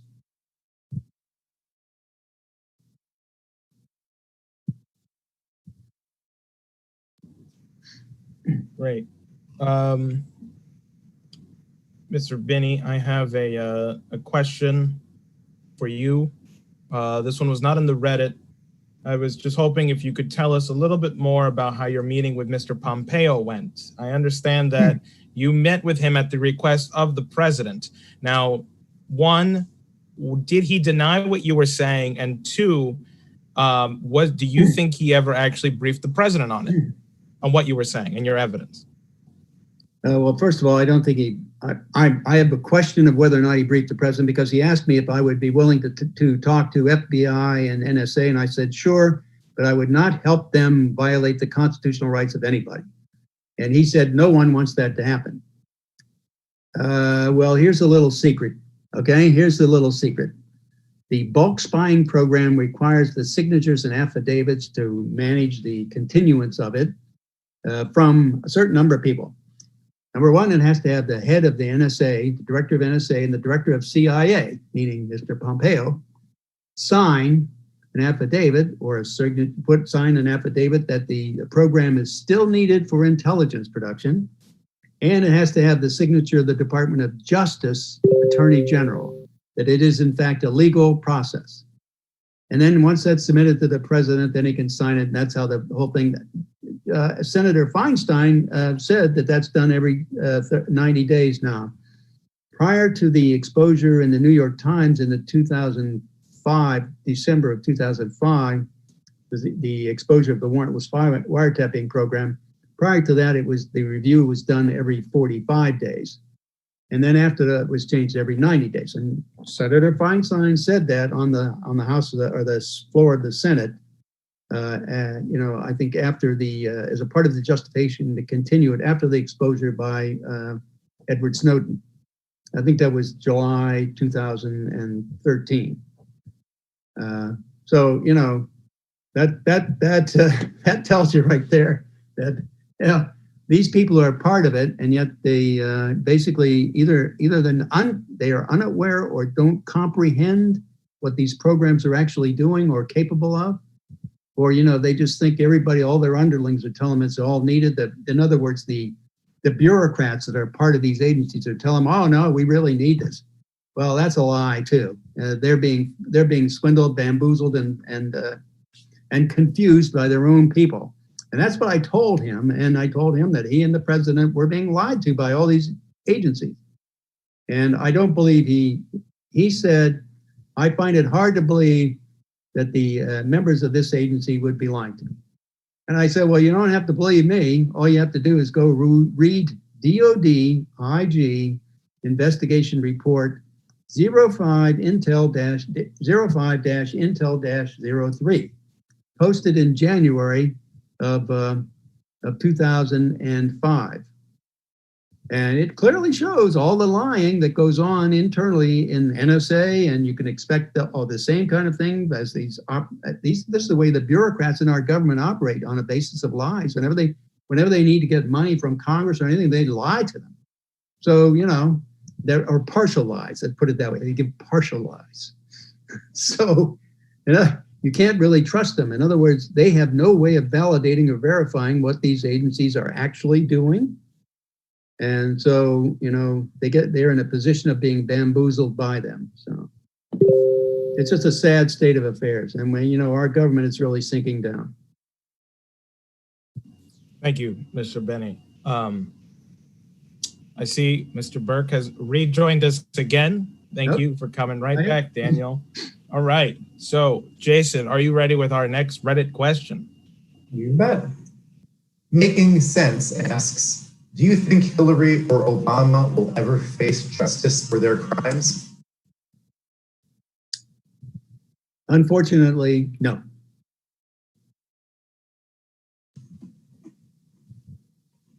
This is the way I blame all of this on Jerry Ford. That's why I didn't vote for him back then. He pardoned Richard Nixon because Richard Nixon was about to be indicted in court, so he'd have to go in and face the music in court after they were going to impeach him, so he resigned. It was based over the same three agencies, NSA, FBI, and CIA, doing the spying on U.S. citizens, right? Same thing. That was the major issue there. That's really why he's impeached. It wasn't necessarily Watergate, but it was the use of agencies against people in the United States. That was a violation of our constitutional rights, and that's a high crime, not a misdemeanor. That's a high crime. Okay, so after that, he said in order to reduce the impact of this trial of Richard Nixon, a former president, in order to reduce the tension inside the United States because of that, he was going to pardon him, and that's what he did. Now, what that told me very simply is, now what he's saying, what Ford was saying, and what actually happened, saying presidents need to have the opportunity to do and decide to do whatever they want to do. Okay, if they don't have that latitude to be able to make decisions and take actions, then they're in real trouble in terms of the foreign things in the world.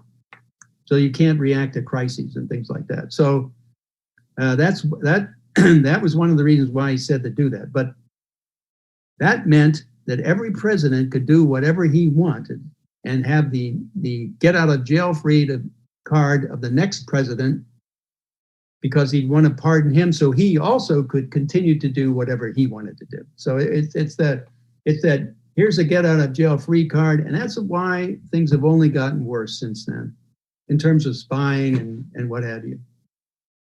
So I just say, there's a way to fix this, easy to do, it's not hard, and it will take away the power of anybody to abuse anyone's rights at the same time.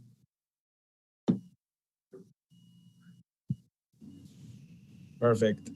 Daniel, do you have a question lined up or should I go? Yes, I do. Great.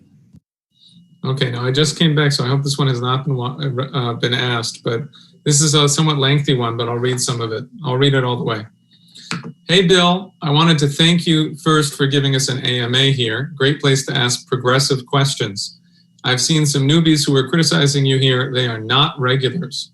I am wondering, what are your thoughts about the COVID-19 shutdown and the related recent protests? Do you favor anyone in the recently finished Dem primary? This person asked the question that was asked prior. This is, I love D3 immoral. They say, against parties that seem to disregard our rights equally, what can the average American do to help try to recover these lost rights? And then they continue with a little bit more, but let me give you a chance to answer the first couple. What are your thoughts about the COVID-19 shutdown and the related recent protests? And did you favor anyone in the Democratic primary? I personally thought the COVID-19 issue should have been handled the way we handled, previous infectious diseases, where you quarantine the person who is infected and those in the immediate vicinity of them, and you do not in any way, quarantine the healthy people of the United States or any other country for that reason. I mean, that's the way we used to handle, diseases. So I thought that should have been the procedure used this time. Instead of quarantining healthy people, I mean, I agreed with masks and distancing where possible, but they should not have interrupted the entire economy. They should have followed standing protocol for managing disease spreading, instead of creating a new protocol where we just lock up everybody and keep it, shut down everything. That's crazy.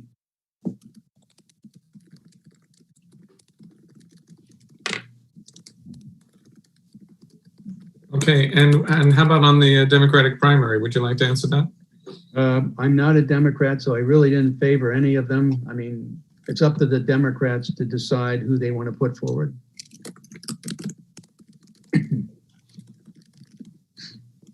I would argue they should put forward people who will push for and insist on conformance to the constitutional rights of U.S. citizens and everybody else.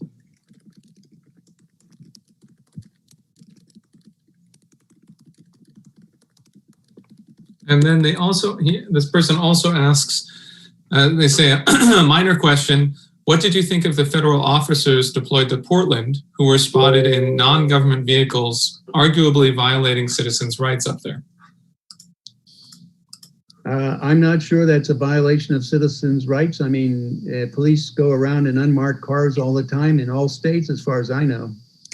So, and the FBI does not go in a uniform. So, I don't know how you can necessarily say that's unconstitutional. I don't know the law in that case. That's my problem.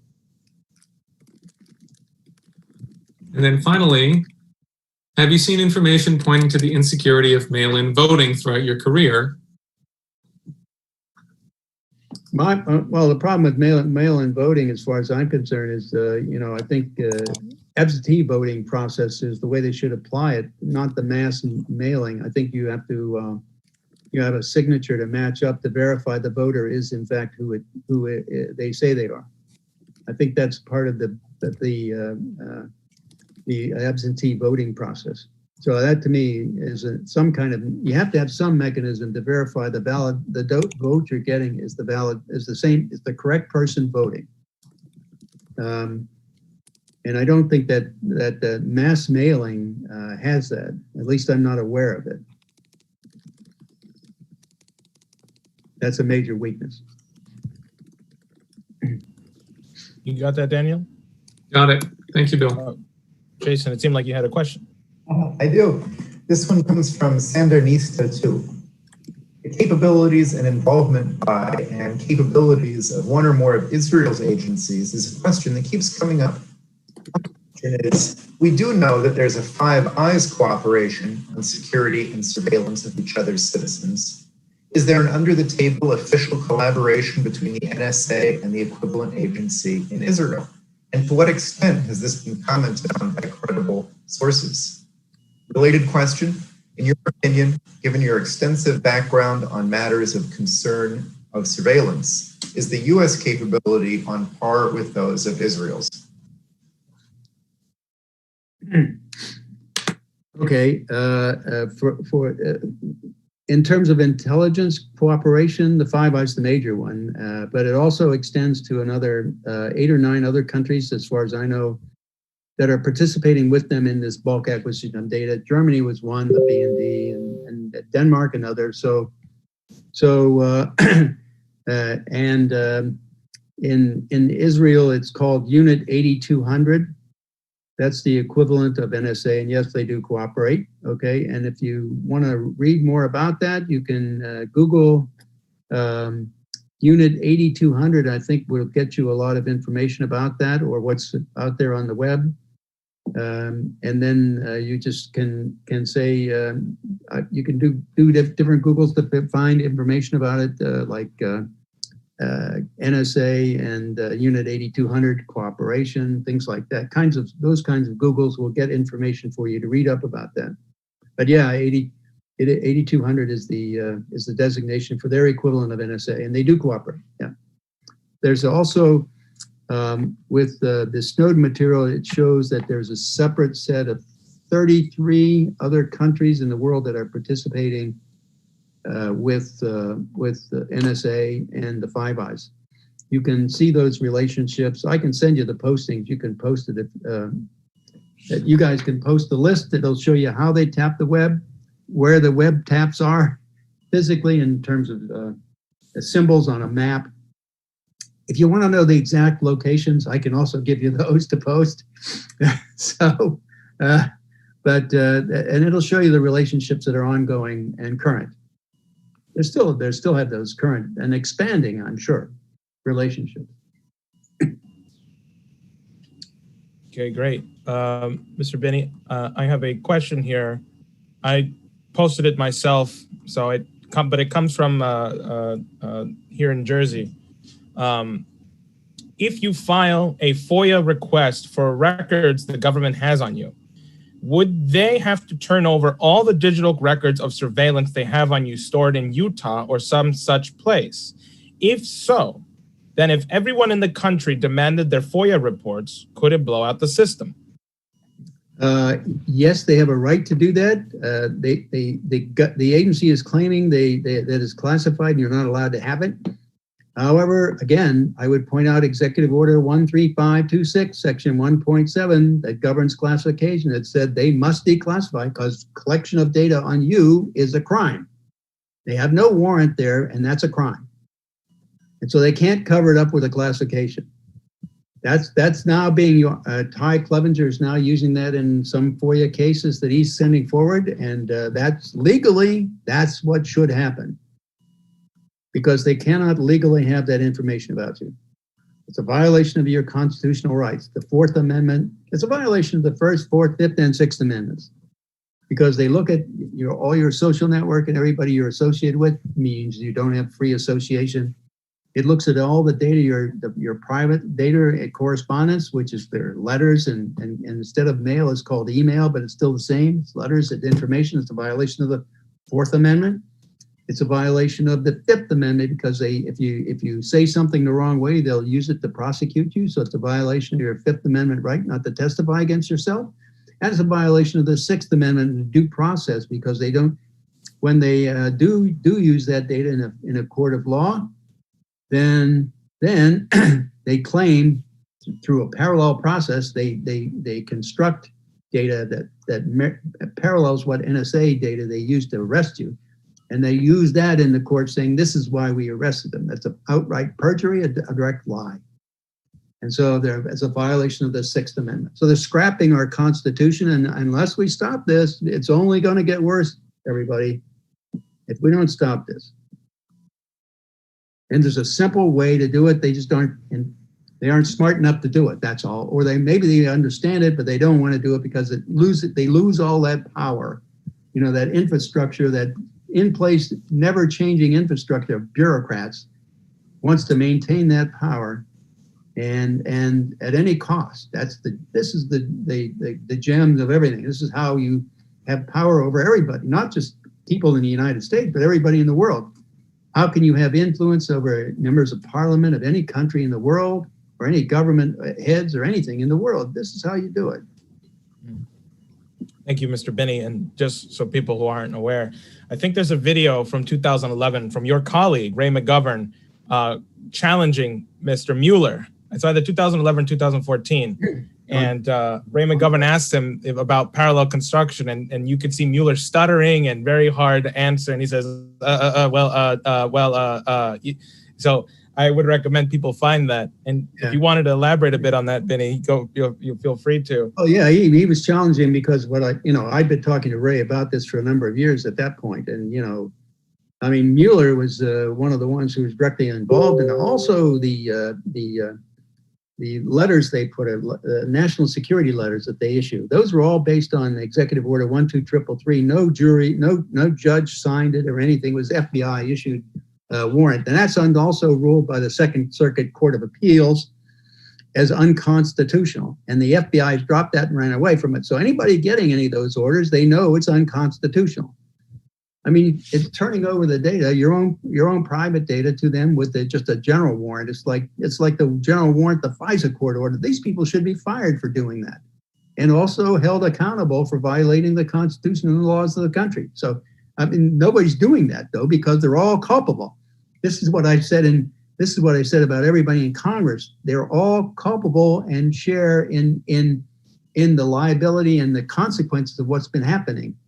They are co-conspirators, whether or not they know it. They facilitated this spying by passing these laws and upping the budgets of all these agencies to do it. They're co-conspirators, and they're a part of this process that's subverting our democracy or our republic. Thank you, Mr. Binney. And if you could just please tell me, what is the executive order again that says it's illegal for the NSA to classify data they have on you?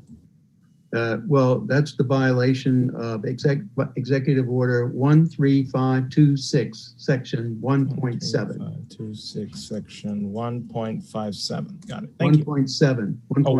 1.7. Thank you. Yeah, and it's a violation to basically says you cannot classify evidence of a crime. Thank you. Anybody Mr. can Daniel? go on the web and read it, by the way. Perfect. On the Perfect. web. I will encourage everybody here on the stream to please look that up yourselves. Yeah.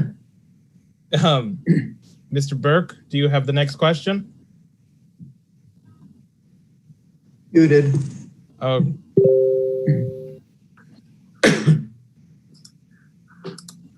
Okay, here you go. This is a straightforward one. Investigative journalist Cy Hirsch, I hope this wasn't taken, this is from about 45 minutes ago.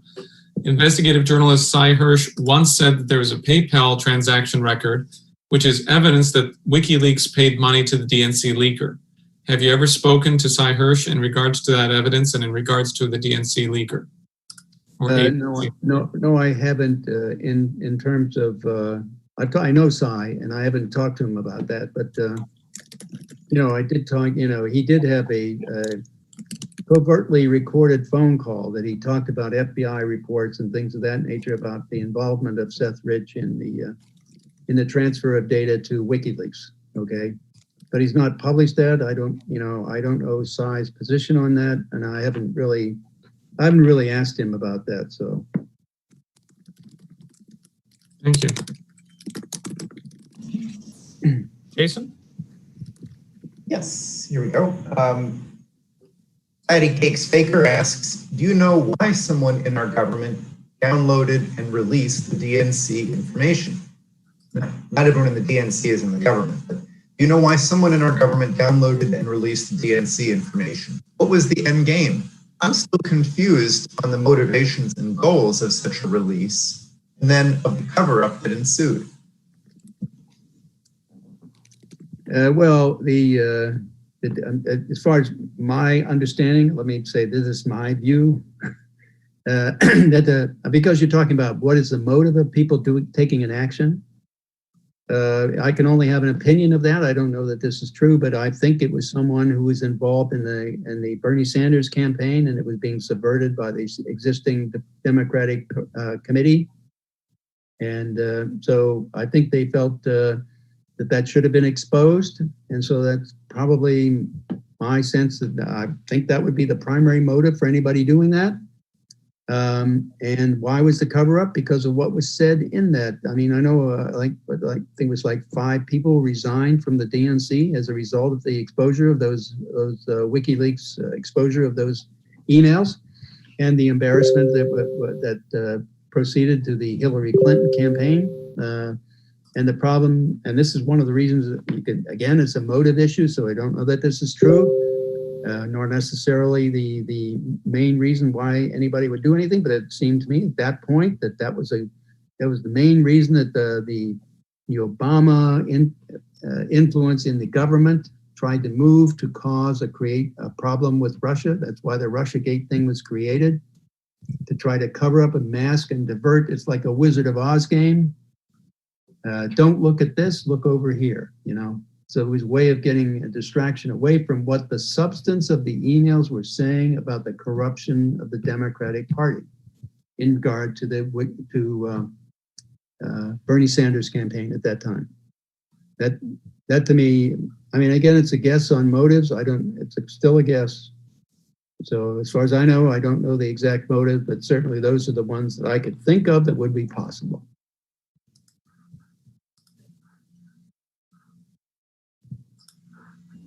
Thank you, Mr. Binney. Daniel, do you have a question lined up? Yes.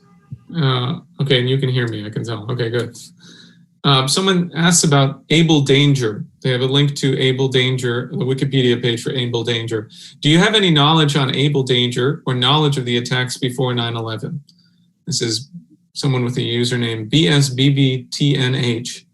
And they further say, Able Danger, a, quote, classified military planning effort led by the U.S. Special Operations Command and the Defense Intelligence Agency, unquote, which allegedly identified the 9/11 terrorists a year prior to the attacks, was ignored by the 9/11 Commission, led to a fake investigation by Robert Mueller's FBI into Representative Kurt Weldon for ties to Russia, including a raid on his daughter's home with media outside recording, leading to him losing re-election.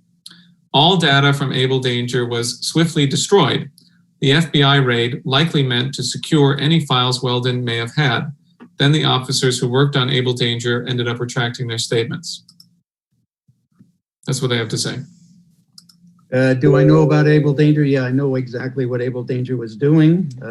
I wasn't involved in it, but I knew that they were using the techniques. And let me make this perfectly clear. The entire Al-Qaeda network worldwide, all the people involved in it at that time were known, and they've been known since 1996.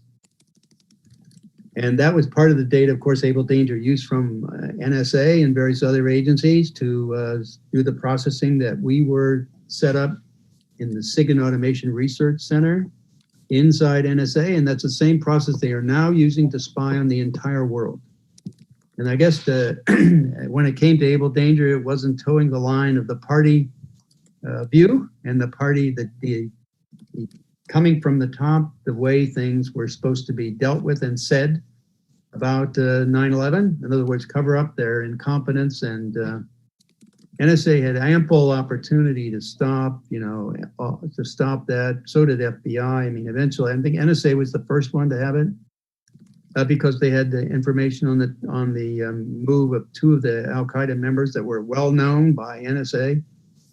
From the Kuala Lumpur meeting, which they knew was going on, by the way, by having Al-Qaeda there with a conference.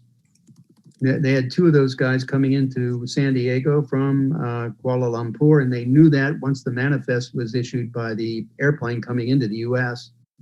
And that manifest got there before the people got on the plane, you know?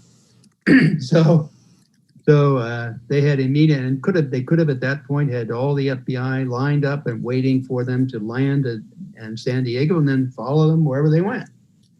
So, and I think FBI had a little bit later, they had information on that too. And they could have acted, I mean, CIA did with FBI in a joint file, and no one allowed that to be told to the FBI. And we have some whistleblowers on that issue too.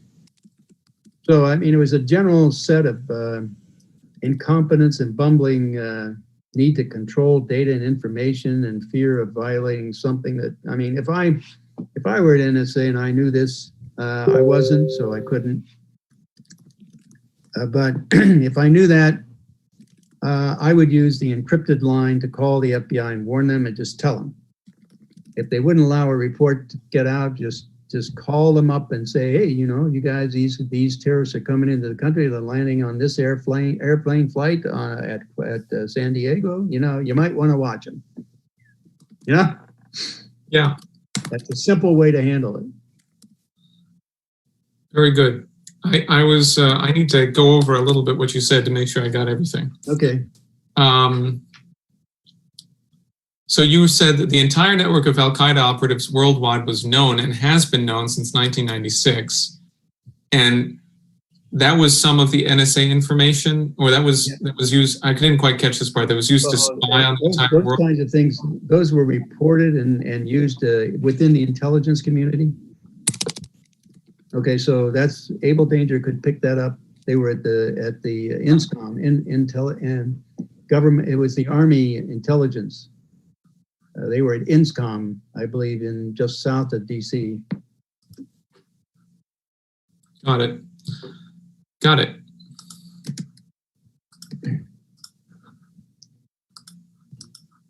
Okay, Jason, do you have the next question? Yes, I do. You answered this, I think, on the last day I made, but this is a new audience. So, again, Reasonable Wall says, we know that the NSA is either complicit with or an active participant in human trafficking as a mechanism for control. They have access to all the information necessary to stop it, but choose to largely ignore it. Who are the people or forces behind the decision to allow this type of terrible activity? Saying NSA, CIA, FBI, that's only part of the answer. Who are the human beings involved, and what is their motivation?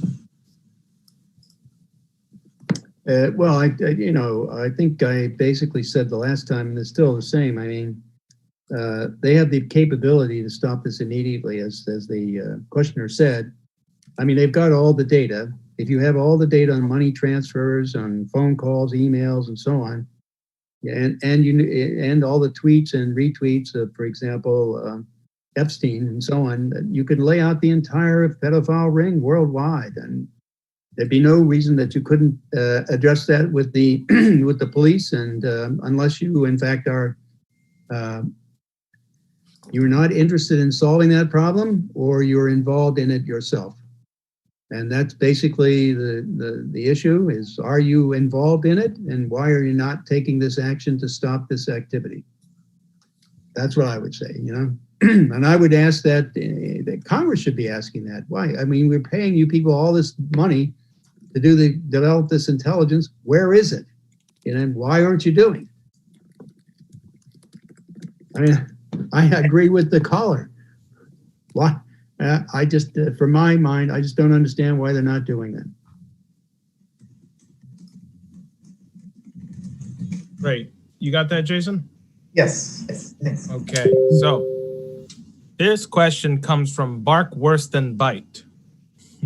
Okay.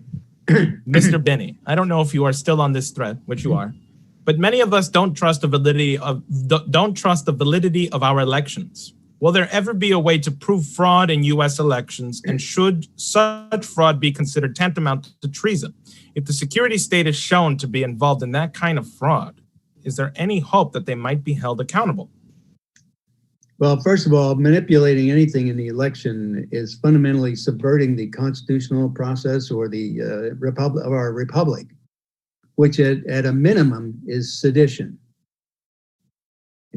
So whether you would classify it as treason, I think you need it. You need a foreign agent that you're working for or something like that to classify it as treason legally, but certainly it's sedition. And there is a way to. We, Kirk Wiebe and I, in terms of our capacity with have put together a way of verifying and validating the voting process in every state, and actually verifying and validating the voters before they come to the polling stations, so that you would know in your polling station who is a legitimate legal voter in your polling area. And we'd also clean up the voting rolls and registers and do it on a continuing basis in near real time. We put that proposal out, threw it around, and it's got nowhere. Okay. We even sent letters to every Secretary of State of every state in the Union saying, we have a way of fixing this if you want to fix it, and verifying and validating the consequences. What it fundamentally is taking a Y connector or a duplicate, if you will, getting a duplicate of the device counting the vote, so that you have a parallel process counting votes also, and mapping everybody who's voting. And you could keep that, and you could make that arbitrarily numbering, so you could follow the voter, if you will, with a number, not know who it is, but follow them. You could do that, and verify and validate the counts all the way along the line. We haven't heard from any state Secretary of State. None of them. Thank you, Mr. Binney. That tells you how much they want to solve the problem, right? That's right. Jason, do you have a question? Yes. Oops. We'll find it again in just a moment. Well, the specific question, but maybe the general answer. Timur Ninja asks, Bill, you said that you don't know for sure about Seth Rich being the leaker. What are your thoughts on NSA's 32 pages of communication between Seth Rich and various parties? The response to a FOIA request reported that there were this many pages, but they couldn't be released, saying that they were either secret or top secret. In your work at the NSA, what justifies something to be secret or top secret? What's the difference? Okay, let me deal with that one first. Basically, any contact, any collection done by NSA is well, some of it's classified confidential, but all of the material, as far as I know, coming off the web and all of that is classified as secret immediately. That is the base collection. If you do anything to it or analyze it or make any comment about it, that raises the level of classification. So in other words, the raw data is mostly secret. The raw data file is secret, but any interpretation of that or understanding of that raw data then is at a higher level of classification.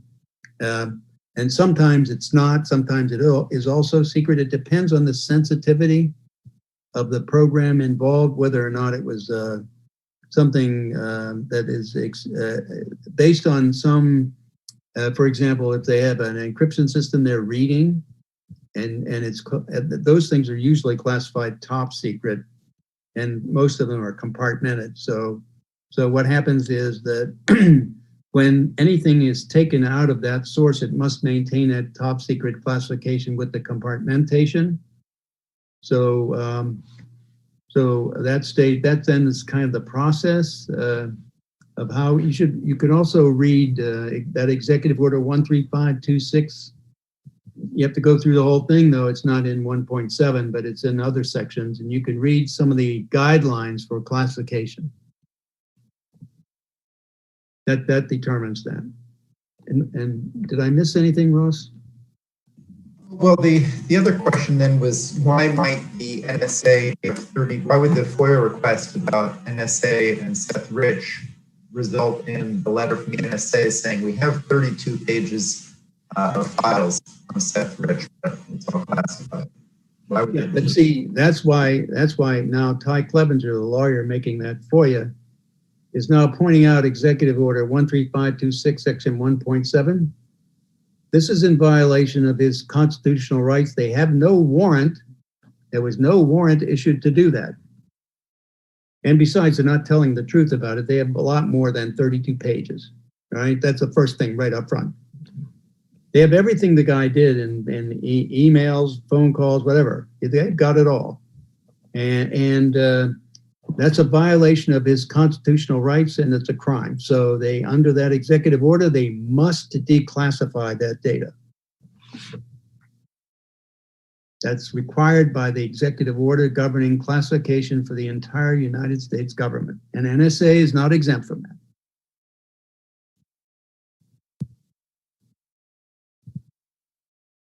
Great. Thank you, Mr.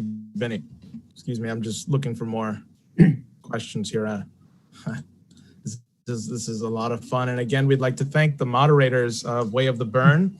They've been taking screenshots or archiving the thread as we go along every set amount of time, which is good. The other moderators did the exact same thing from the R conspiracy. So we really appreciate that. And we'll be holding on to those links. Jason, I hate to ask, do you have another question lined up while I look for another one? Oh, I will in just a moment. I was just, in 10 seconds, I'm just typing into this last response. Yes, as you can see here, we run a tight ship here for the stream. Okay, Let's see. Yeah. Oh, here we go. I got something. Okay. This is from Slacker123. You claim this analysis showed that the highest transfer rate was 49.1 megabytes per second, which is much faster than possible from a remote online connection. The 49.1 megabyte speed coincides with the download rate for a thumb drive. That's right? Yep. And then he says, I have no problem uploading at 50 megabits, 50 Mbps from my Fios connection at home to my work computer. What makes you think the DNC servers are on a slower network than my home computer? Which I think this person has confused Mbps for megabytes a second, but I'm sorry, go ahead. Yeah, he's talking about bits and we're talking about bytes. Yeah, first of all, that's the first issue. The second issue is try doing that from the United States to Russia. If you find a way to do it, let us know and we'll try it and verify it. And also, I think the Mueller report said the hacker was using a VPN, wasn't he? Yeah. The commercial VPN, yeah. Jason, and also you can subpoena NSA for doing that, but they don't have that data, so it didn't go. I mean, they have the taps. There are 11. I think it was 11 points of surface where transoceanic cables surface. Okay, and those 11 points are all being mapped out by and copied by NSA through the Fairview program. Now that means any data going from the United States to any other country in the world, or any data coming into the United States from another country, or transferring from from Europe through the United States to Asia, all that is captured by NSA at those points. And they don't have the data on the data transfer of the DNC material. Otherwise, they would have said we have absolute knowledge of who did it, where it went in the world. And it's not a question of us having moderate confidence in the intelligence community assessment of January 2017. We have absolute confidence that this happens. Instead, they only said they had moderate. Why? Because it was a belief based on suspicion of the Russians, period. No fundamental evidence that they produced anywhere. Got it. Thank you, Mr. Binney. So Jason? You want to believe that BS? Go ahead. Oh boy, Jason, please, if you could give us the next question. Yes, absolutely. Delighted to. What would you tell insiders today who see the deep state operating at high levels? What advice would you have for insiders who see this and presumably think it's bad? Well, I tell him what I'm saying in the affidavit I sent forward for the petition going to the Supreme Court. There's a way to fix this. The proper way to fix this and legitimate, legal, constitutional way to fix this is outlined in that affidavit. And if they need any more expansion on any knowledge of how to do it, I'd be glad to help them with that. Thank you. Thank you, Mr. Binney. Hold on here. I'm just editing the last answer here. Okay. They claim. All right. Boy, oh boy. I'm really glad we're doing this live stream, because if I have mistakes, people can hold my feet to the fire and really say, no, he didn't say that. Yeah, I know what you mean. Yeah. Right. Or he didn't mean it like that, or he didn't say that. So I'm glad we got this on record here. Let's see here. Sorry, this just gotta refresh here to get the new batch of questions. And all right. All right, here's a long one.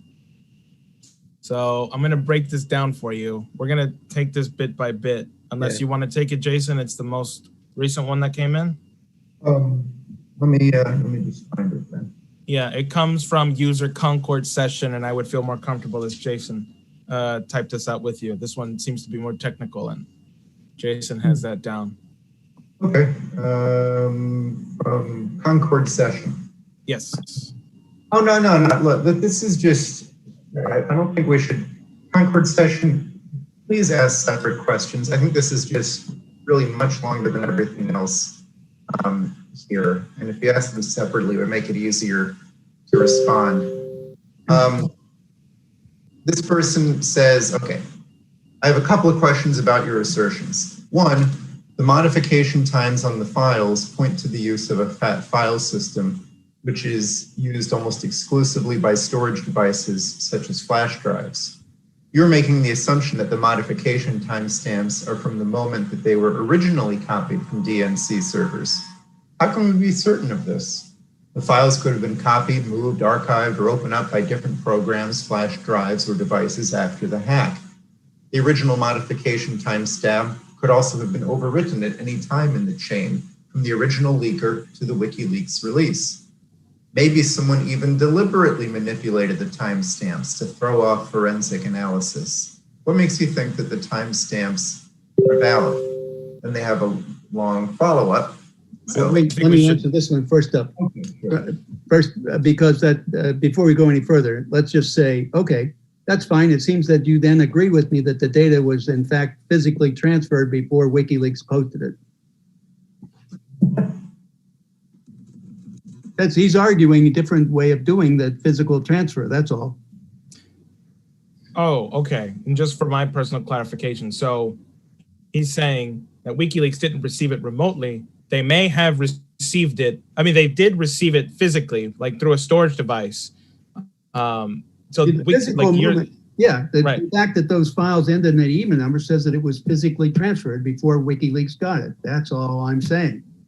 And it's not anybody prosecuting to say that here's where that happened or it didn't happen locally, because the most obvious shot at it is it happened locally inside the DNC network. Got it. So I'm glad he agrees with me. Yeah. Okay. So that's one part. About, okay, this person also has okay.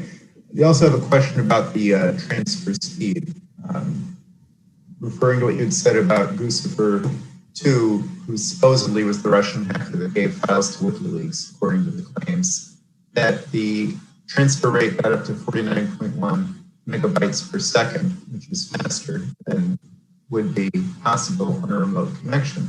This person says it's just not true. Any large email server in 2016 had a link capable of saturating far more than 50 megabytes per second. He says, even from the comfort of my own home in Finland, I can reach a 350 megabits per second speed, which is below the 49 megabytes, I might point out, all the way to Newark, USA, some 8,000 kilometers away. My contract is capped at 350, but I could upgrade to 1,000 megabits if I wanted to. Gigabit internet connections have been the reality for years. Now, you might say most Americans don't have that, and that's true for residential connections, but companies and data centers pay a lot to have fast fiber because you need high speed to run a web server, and you wouldn't be doing that on DSL. So questions. Are the file modification timestamps be a reliable indicator of the actual time of the hack? And a transfer speed of 49 megabytes per second seems to be possible over the internet.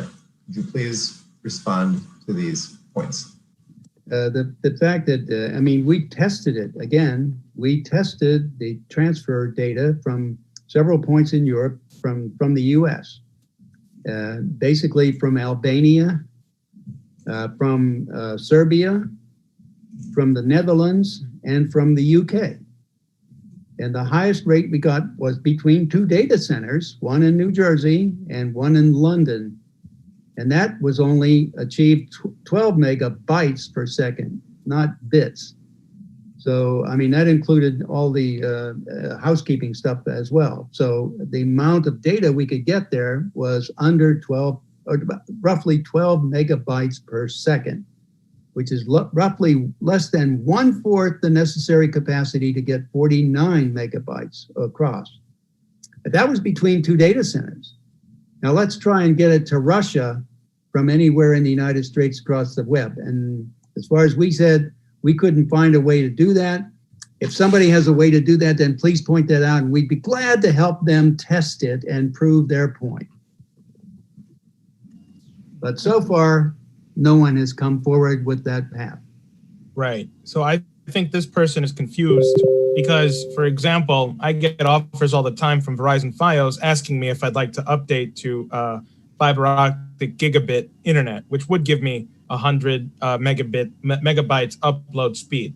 But that is not the same thing because we're talking about the DNC servers to Russia, right? And the fastest way, and you tested this by doing two data centers, one in Europe and one in New Jersey. Also from other places too, and a couple places in the Netherlands that weren't, these were not data centers, okay? This is like you'd be a hacker in the Netherlands or, in Serbia or in Albania.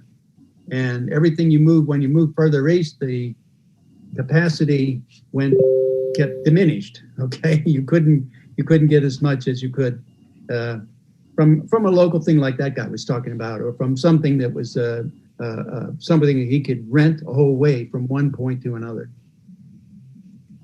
Got it.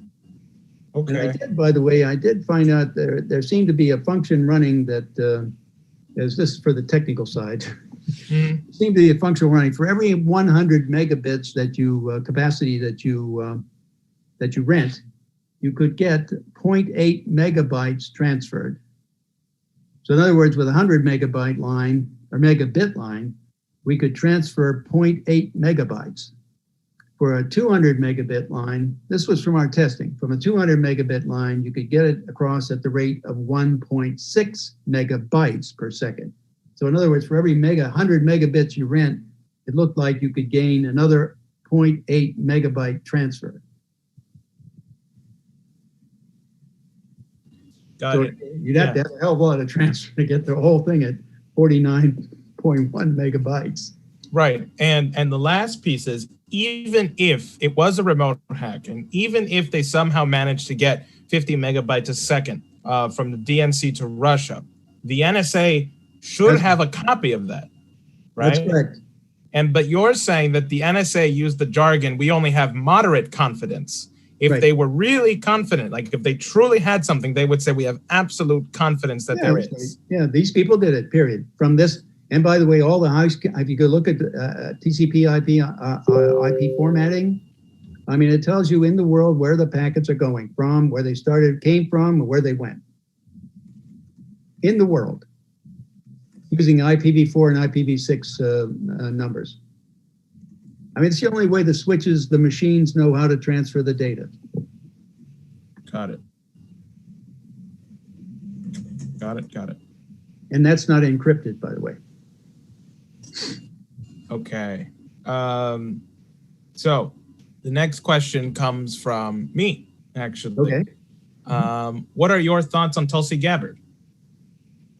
She seems like a fairly competent, straightforward, serious person, and I wouldn't see any reason why she couldn't do a good job anywhere in the government.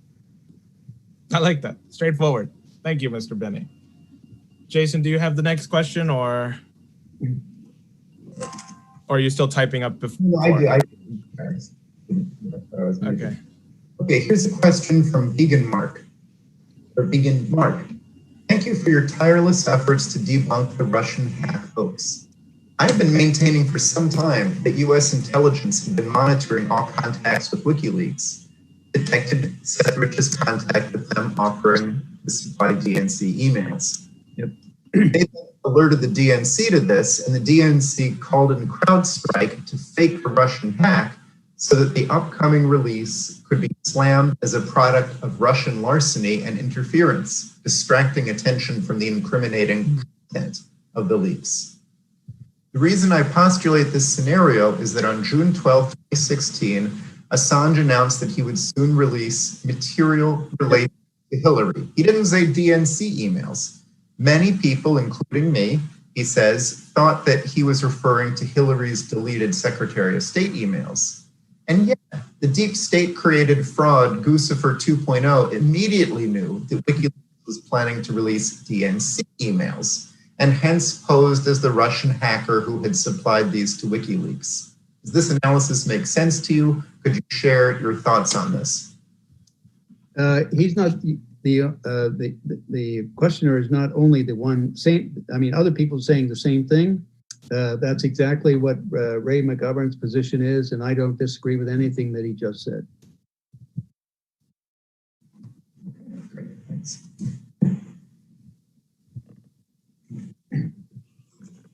Okay, Mr. Binney, question. This is not in the Reddit. How much longer are you planning on continuing the AMA? Till the end of another 45 minutes, I think. 3 o'clock. Perfect. Yeah. Great. So we'll stop at around 2:50, and we can address some of the things concerning your Twitter. I know you wanted to make that clear with people. Yeah. So we'll address that at 2:50. So folks, don't go anywhere. Stay tuned, and we can figure that out. Okay. So Mr. Binney, here's a question from Tamir Ninja. I really hope I'm pronouncing these right.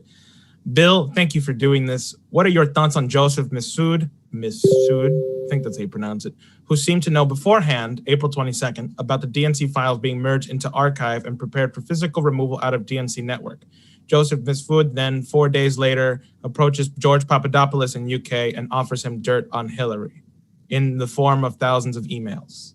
So they want to know what your thoughts are on that or comments on that, if you have any. Well, I haven't really looked at that person that closely. So I was leaving it up to Durham and Barr to sort that out. I don't know that I could comment, constructively or authoritatively in that case. I mean, I know that people are alleging that he's a part of the Israeli intelligence and also perhaps trying to influence what's going on in the United States and or part of CIA, or that there's intelligence connections there. So, but that's about the extent of it. I don't know, a great deal about that. That's why I don't feel like comfortable at taking an opinion or taking a position on that. Great. Do you know about Peter Strzok's and his own notes writing about General Flynn, that he said we have to coerce him to lie? Yes, I do, and that's part of. That's why he should be. It was not only a trap; it was a manipulation of data. Because in this case, also they modified the 302s. The reports done by FBI investigators. They changed them. And I think one guy just claimed he just took a plea for doing that. Right. So that was a criminal act there. So there are other criminal acts involved in the spying on him and manipulating him and coercing him, because he was coerced into taking a plea because they threatened his son if he didn't take that plea. So, that coercion, I mean, there was any number of things the FBI were doing. These people are really dirty. They should have been not only fired, but indicted for the crimes they've committed. Now I'm waiting for Durham and Barr to do exactly that. All right, good. Thank you, Mr. Binney. Jason, do you have the next question? Yes, here's a James Bond scenario for you. Neptunes says, "Hi, Bill. I have a question regarding your debunking claims. How do you know it was a DNC leaker and not hackers or Russian agents that copied the data to an external storage drive? In the process of going from a Russian hacker through some political person to WikiLeaks, I can imagine many scenarios where external storage would be used. So did Russian hackers or agents copy data from the DNC to an external storage drive?" Well, let's put it this way. If it went across the web anywhere, inside or outside the United States, NSA has a copy. So barring that they have a copy, which the moderate confidence statement they made for the ICA of 2017 makes it clear they didn't have a copy of it.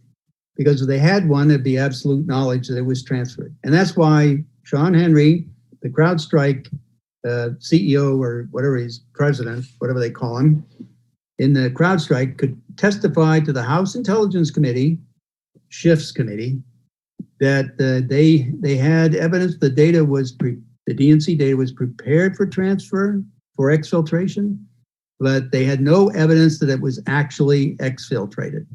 That kind of fits with NSA's lack of data too. So that says, and also kind of implies that, what we had in terms of a local download using a thumb drive or something like that with the FAT file format properties is correct. All right. Jason, you got that? Okay. So this comes from Martini-Meow. This is another moderator here who's been very helpful in getting us set up here. Okay. She says, I shouldn't assume what they are, excuse me. They say, adding to the election's integrity concerns, are there independent researchers / reporters that you recommend people follow for news on election rigging / hacking / fraud? Greg Palast? Anyone else in the US? George Galloway, perhaps? And who else in the UK? Anyone from anywhere else? Do any countries have sound, valid election systems? Granting there will be bad, CIA at least, actors who want to unfairly influence election outcomes in sheer spite of the peoples of those countries' electoral will? Well, let me just say that on the election stuff, I don't think that any of them that are in this, in any of the 50 states is absolutely secure.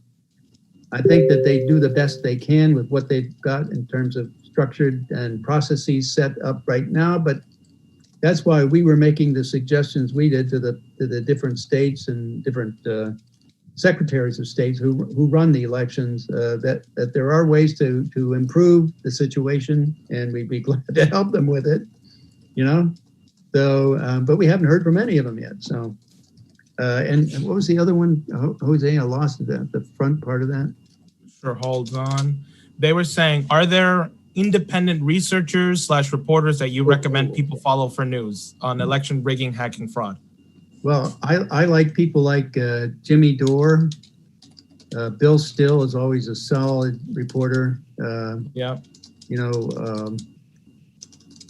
Peter B. Collins usually is a pretty good guy. There's any number of them. I mean, I should make up a list of all the ones that I think should be there, but Ann Vanderstill seems to be a pretty good one, and at least they try to get to the truth, I think, in any of the issues they're reporting. So that's some of the sources I look at and try to view. I always think highly of Cy Hirsch and some of the others who seem to have been influenced by government agencies and so on in the media are less reliable, that's for sure. Great. Now, this is not in the AMA, but are you familiar with government agencies using mass media, such as the New York Times, CNN, to purposely manipulate people? I know the New York Times did a big expose of this in the 70s, but I wanted your input on that too. Well, I always go back to a quote from Casey, who was the director of CIA. I think the quote came from a meeting or after a meeting that he had or a briefing in 1983. He said that the CIA was in the business of infiltrating the mainstream media, and that they will know that they have succeeded when everything is public. It's publicly believed and put forth by the media. When they say that everything that is publicly known or believed is false, and then they'll know that we've succeeded. Well, I think we're pretty much at that state now. Thank you, Mr. Binney. Maestro Ross? Okay. Smoky Blazingwood 16 says, how can you prove a negative? Do you also have proof that Bigfoot and the Loch Ness Monster don't exist, like the Russian hacker DNC? I'm sorry. I'm doing this. Okay. Okay, go ahead. You clarify your Twitter as @BillBinney. Okay, so this is @Bill_Binney. @Bill_Binney. This is really Bill's Twitter. This is the one that he runs. This is it. This is the one. That's it. Good. Great. Perfect. All right. Well, now I need another mystery to keep people in tune until 2:50. But thank you for that, Mr. Binney. Thank you for clarifying that on the air. That's good to know. Mr. Ross, if you could please restate the question. So the question is about how can you prove a negative? Could you prove that Bigfoot and the Loch Ness Monster don't exist? Like you say that you can prove that the Russian hack of the DNC does not exist. How can you prove a negative?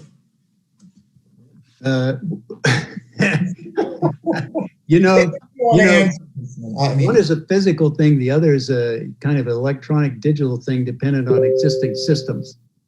All the other things about Loch Ness Monster and all that are not dependent on existing systems.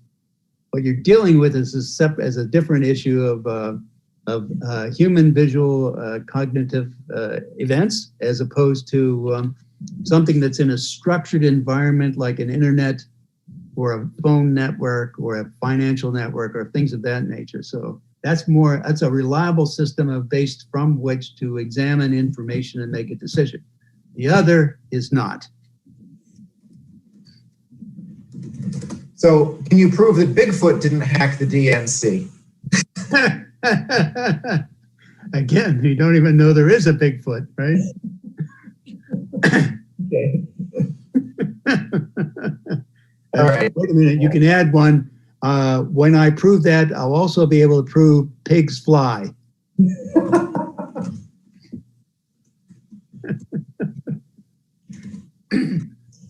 Okay, let's get another question going. Sorry, I take a bit. Oh boy, this really is easier when you have another person here, Jason. Yeah. Just you and I. But all right, let's see here. Okay, so it's another question. Somebody's claiming that this is pre-recorded, which I think is hilarious. But anyways, so this person, Tamir Ninja, I think they've already asked a question here. They're coming back. Then they have they say, Obama appoints CrowdStrike operative Stephen Chabinsky to the Commission on Enhancing National Cybersecurity on April 12th. Before the CrowdStrike launched its investigation into Russian hacking of the DNC on April 29. Bill, do you think appointment of CrowdStrike operative before CrowdStrike finds Russian fingerprints was coincidental? No. Perfect. Just no. That's okay. No. I mean, Well, look at it this way. Under the, if you look at the, go back and examine the contracts for the Trailblazer program, just in the NSA, the people who came in, who were brought in to manage those programs, were from SAIC. And the deputy director of NSA was also from SAIC, advocating for these programs. Well, who gets the major contracts for Trailblazer? Right up front, that's SAIC. So this is that influence that that is corrupting the process of bringing people in, people leaving NSA and going to SAIC, and then becoming vice presidents or whatever, and then coming back in to run major programs inside a government agency. This is that corruptive process, and it's not limited. So yeah, that's the way life is in the district of corruption. Oh, DC. It took me a second. Okay, yeah. Good. Jason, do you have the next question? Can you say whether you have spoken to President Trump or to any good people in his administration? I have not. Not directly. You only spoke with Pompeo, huh? Yeah, not directly, no. Okay. I mean, I did directly, yes. Yeah.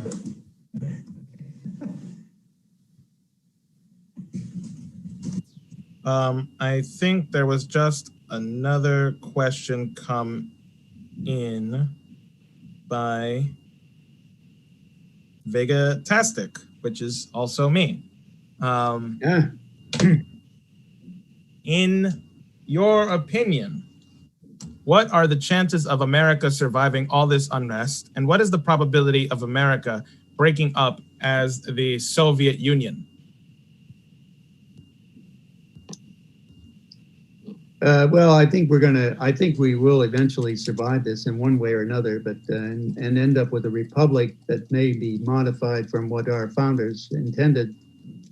But I don't think it'll break up. I mean, we had a civil war, and a lot of people were killed to make sure the country was united, and also free the slaves at the time.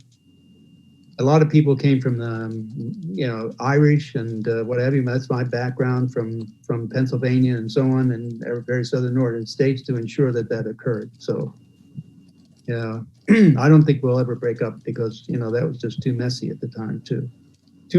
We paid too high a price in the past. Beautiful. That's quite inspiring, Mr. Binney. Mm-hmm. It's very uplifting. And I don't know, Jason, if you have any comment on that too, in regards to the conference. Oh, you know what? I was just looking for the next question and just kind of didn't even hear that response. So sorry. Oh, well, it'll be a good time to test. Mr. Binney said, I think we will eventually survive this and end up with a republic with what our founding fathers intended. I don't think it'll break up. We fought a civil war that freed the slaves, and a lot of people from various backgrounds came together to ensure that occurred. And then I didn't get the last bit there, Mr. Binney. Well, I just said we paid too high a price then to have the country split up again. Got it. Don't know if you had any other comment on that, Jason. Well, I mean, I think that when we think about all the great things that the U.S.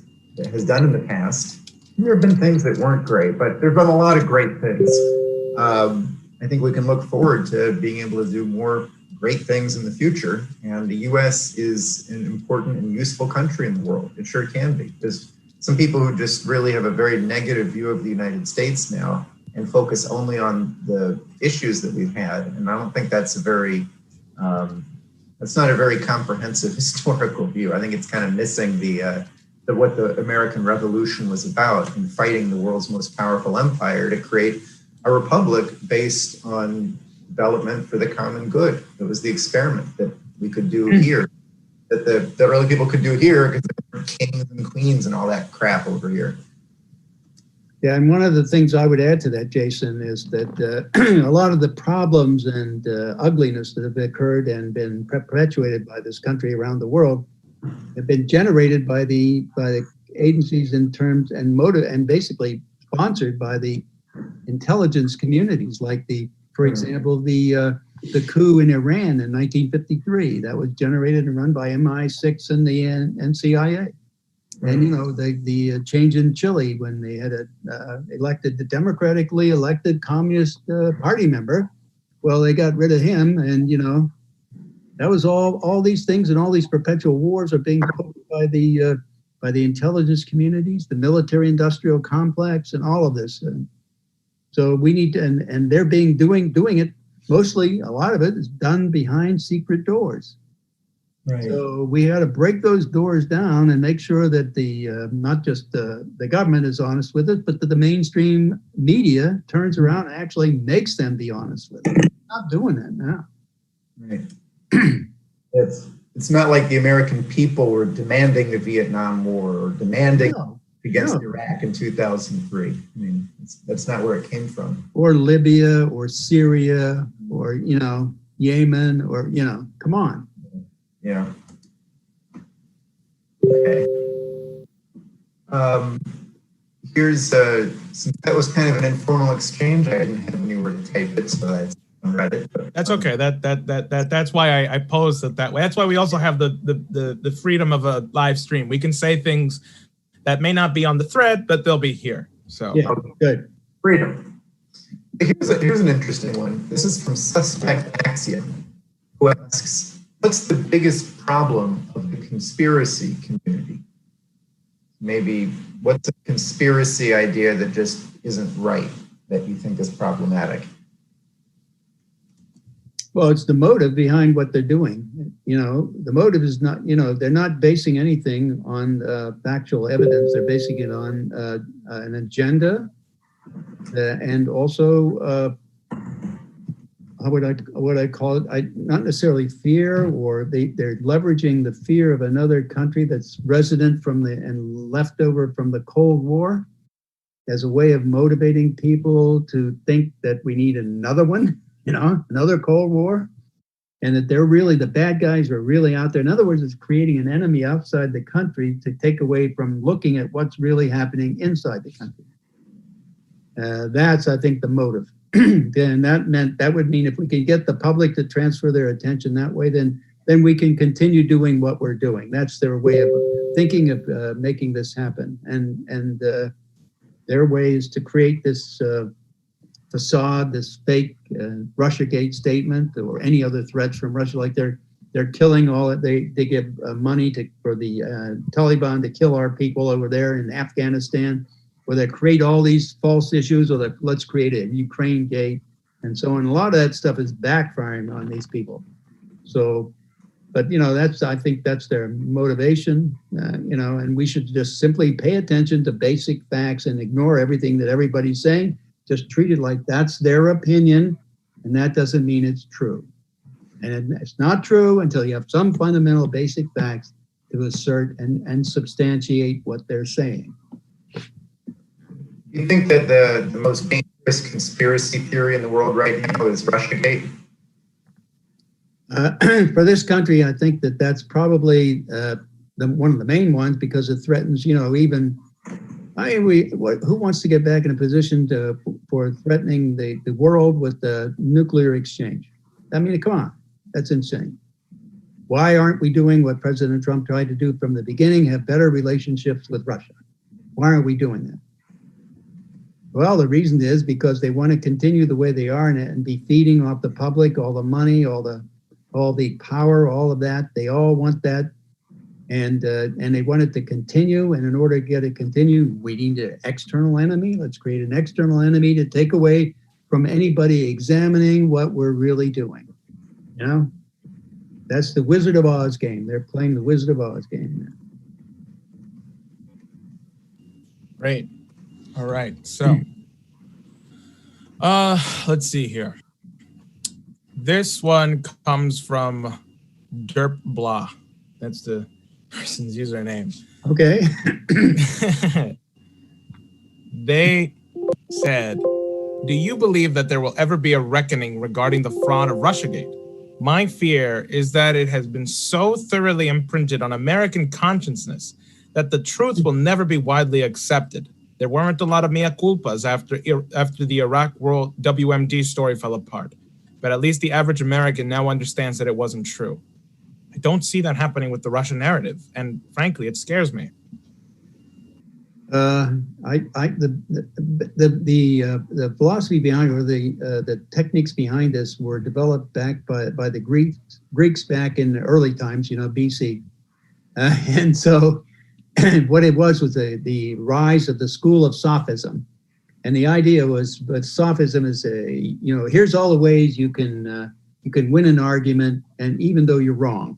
So one of the ways, very simply put, and this is kind of one that's inherent in everybody in terms of the ability to accept something as being true, is by having people repeat the same thing over and over, time after time, and also have it be that the same thing told to you from different directions, especially coming from positions of authority or people who are supposed to be in a position of authority, telling the truth, telling what they want to be the truth. And if they all start saying the same thing over and over again, and people are imprinted, oh yeah, everybody's saying this, so it must be true. That's the general frailty in humans. They tend to believe that. Once that's entrenched in their minds, it's very difficult to get it out. It's easy to fool people, but hard to teach, or hard to get somebody who's been fooled to see the light. Thank you, Mr. Binney. And I would just add to that this is why people should join our Psychological Warfare Inoculation Bureau. Yeah. Because we are going to fight against that. Yep. You are sitting, everybody who is on this live stream and on the Reddit AMA is now exposed to the truth. Not what people want to be the truth, but the truth. Doesn't matter who you vote for, doesn't matter who you support. This is just what it is. And if you're tired of seeing your friends, your family, and the Americans around you manipulated by lies, then you will join us. So I'll reiterate again, there's a link in the AMA thread to sign up so that you can stay updated with everything Mr. Binney will be doing with us. And there's also a link in the YouTube description as well. With that being said, Mr. Ross, do you have the next question lined up? Sure. So this is a follow-up question. You were asked by Macronius earlier whether the NSA security state has destroyed the possibility of there being democracy due to control over what people think, due to an understanding of what interests people. You wrote back, yes, that was your response. Teeny Meow says, well, that was kind of a layup. But what's the fulcrum for fixing the fact that 5 mega corporations own the vast majority of U.S. media channels? Should we use the Telecom Act from 1996 or something else now? How do we break up this control of the media? Well, we do have laws against monopolies. So, and there, some of them are being looked at now for Facebook and various other, like Twitter, I guess, I don't know. But they're looking at breaking them up. So, I mean, certainly the U.S. government has broken up companies in the past. I take Ma Bell and break up into AT&T and various other fragmented portions of the telecommunications network. That certainly is an outline of a procedure that they should be following once you get these kinds of things. I would also say they should have done that with the major banks. They should never allow. They called them banks that were too big to fail. That's why after the 2008 thing, that's why we had to bail them out. I would say that's absolutely false. They should have let them go into bankruptcy and get busted up and have many different banks and allowed that to happen. I mean, supporting things that are so large is not worthwhile, not to the public. It reduces competition. It reduces the ability to get answers and things like that, especially in the reporting area. When you allow concentration into one organization, that one organization can basically control the narrative.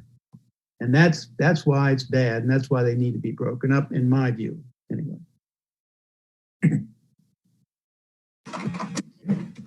Okay, this comes from Nogatone, or Kainen, whom you may know personally from yesterday's stream. He asks, he asked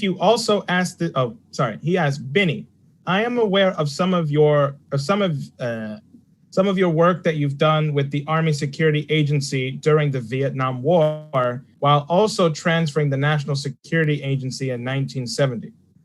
You have mentioned that the Gulf of Tonkin incident, which provoked the U.S. to intervene more directly in the war, was exaggerated by the U.S. government, and that the captain on the ship never even corroborated the claims of an attack taking place. Can you please comment more on your experience during this war and any incompetence on part of the military you saw take place? Thank you. Well, first of all, let me correct some of the things that were said there. The captain of the ship said the attack did not happen.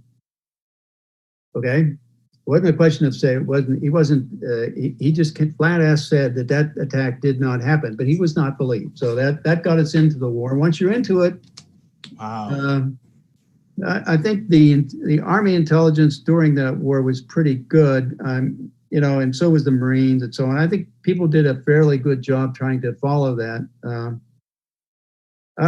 I didn't think we should have been there in the first place. Even when I was in the service, I didn't realize, I just didn't see any reason for us to be there. Especially when the captain didn't verify that attack. I kind of said we're going in on a false basis, and a lot of people got hurt because of that. Millions died. Over a million, I think, people died in that war, and we lost 60,000 of our men and women, and I don't know how many tens of thousands wounded and maimed on both sides. And it was just an outright fraud, and I just thought the whole thing was a mess. That's all. Thank you, Binney. I wanted to read to you what one of the moderators of the Our Conspiracy Board said yesterday.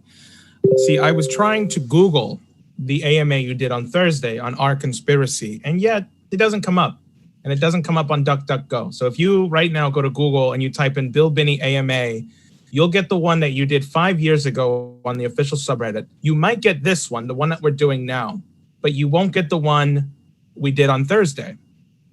And so I asked the moderators, is this a normal occurrence on your board? And they said, it is well reported and well documented that even though we're amongst the top 30 most browsed boards on Reddit, that Google actively censors and does not put in our subreddit in their results. Do you have any response to that or comment to that? Well, that's a form of controlling the narrative, isn't it? That controls what information is available for people to look at. That's how you do it. You either block it out, shadow block it totally, or you stack it way down in the list of returns that you give to people when they Google it. So that, if it's on page 150 of the Google output, and you're looking at most people don't go beyond the first 10 pages anyway. So right. If it's on the page 150, nobody sees it. That's one form of controlling the narrative too. Wow. Just so people know what we're up against. Yeah. So yeah, and you've been at this for 3 years now, and yeah. it must be maddening, but it is what it is. Well, this is what you are forming this group to help fight, right? That's right. The Psychological Warfare Inoculation Bureau. Yeah. So, Mr. Ross, do you have the next question for Mr. Binney? Yes, and now that I'm unmuted, I'll even ask it. Okay.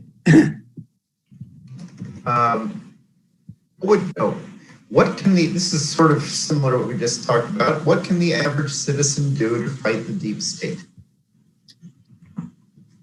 Stand up, get active in these issues, start giving your opinion to everybody you can. And when it comes time to vote in November, keep Trump and fire everyone else.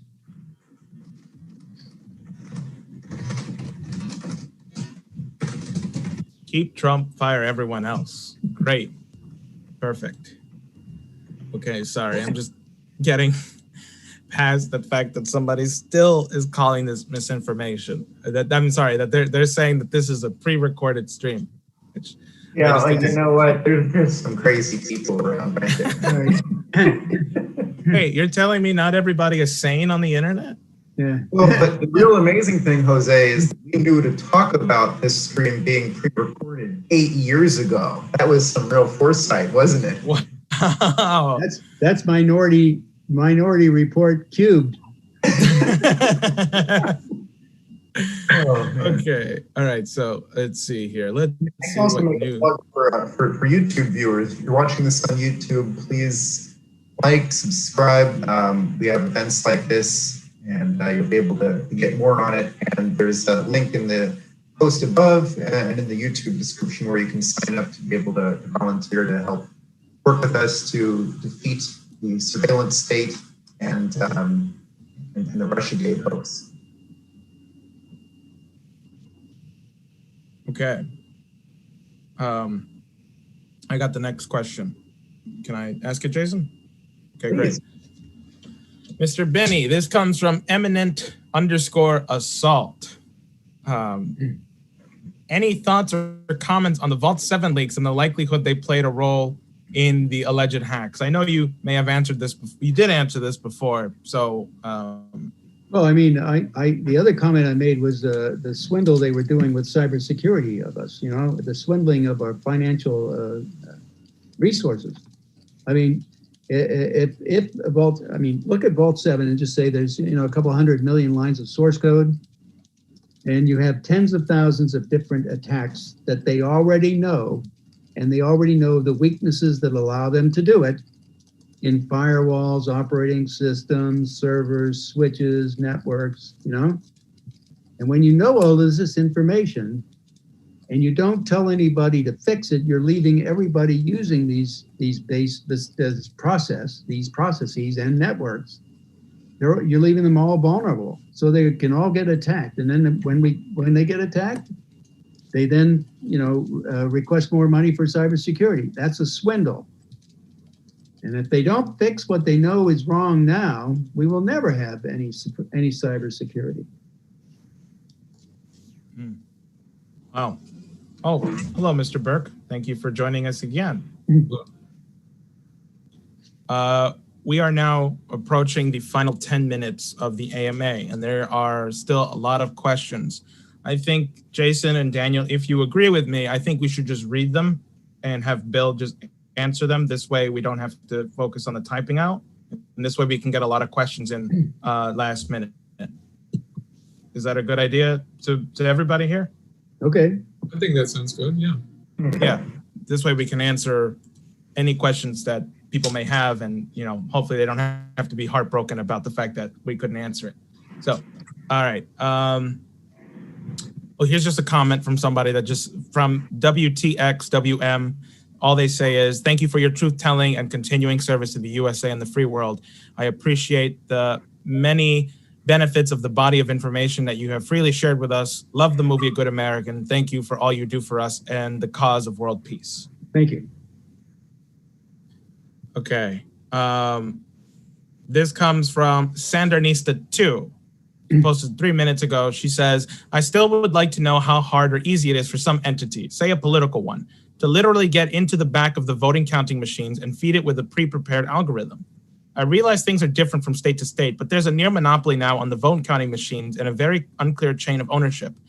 IOW, come 2020, is the winner going to be the party that cheats best and covers it best up? I don't know. I really don't know. I know that there's something like maybe 3 different companies that they're buying the voting machines from. There's a limited number of companies involved in that manufacture and sale of voting machines. But I'm really, I mean, it'd be easy to. It would not be that difficult if somebody wanted to insert some malware in those devices. It wouldn't be that difficult. So. And it could be done from the manufacturing on. So there's a question of where that would occur and who would do it and who could benefit. And I don't know. Right now, we are dependent on the existing system we have, and that's what we're going to go with. So I'm not sure about that. I would have liked to have seen some more protection involved in that process, but the governments of the states who run the election have not decided to do that. near as I can tell. Okay. Somebody here asks, what is your opinion on 9/11? Do you find it funny that people who question the narrative are called truthers? No, I think there was more to the 9/11 event than was actually reported or recorded or investigated by the United States government, any of their committees. No one, for example, really went in to interrogate NSA for all the data they had on it, but didn't expose to anybody. And no one talked to a lot of people in the FBI who had stuff too. So, and there's a lot of physical evidence that there may have been ground support to the attack, not just it was not just an airplane attack, but that, like, for example, there are a lot of people who did do demolition, a lot of physicists and a lot of other technical people, engineers and so on, who looked at the fall of Building 7 falling flat on its footprint as an implication of demolition type attack. So that would be done from the ground, not from an airplane. So. Okay, great. Daniel or Jason, feel free to throw in some questions that I may miss here.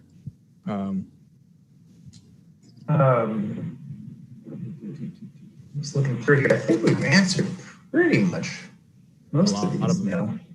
Yeah. It's a long list. It's hard to look through it now. It is true, because the problem is a lot of these are just wording the same questions that we've already answered differently. Yeah, Like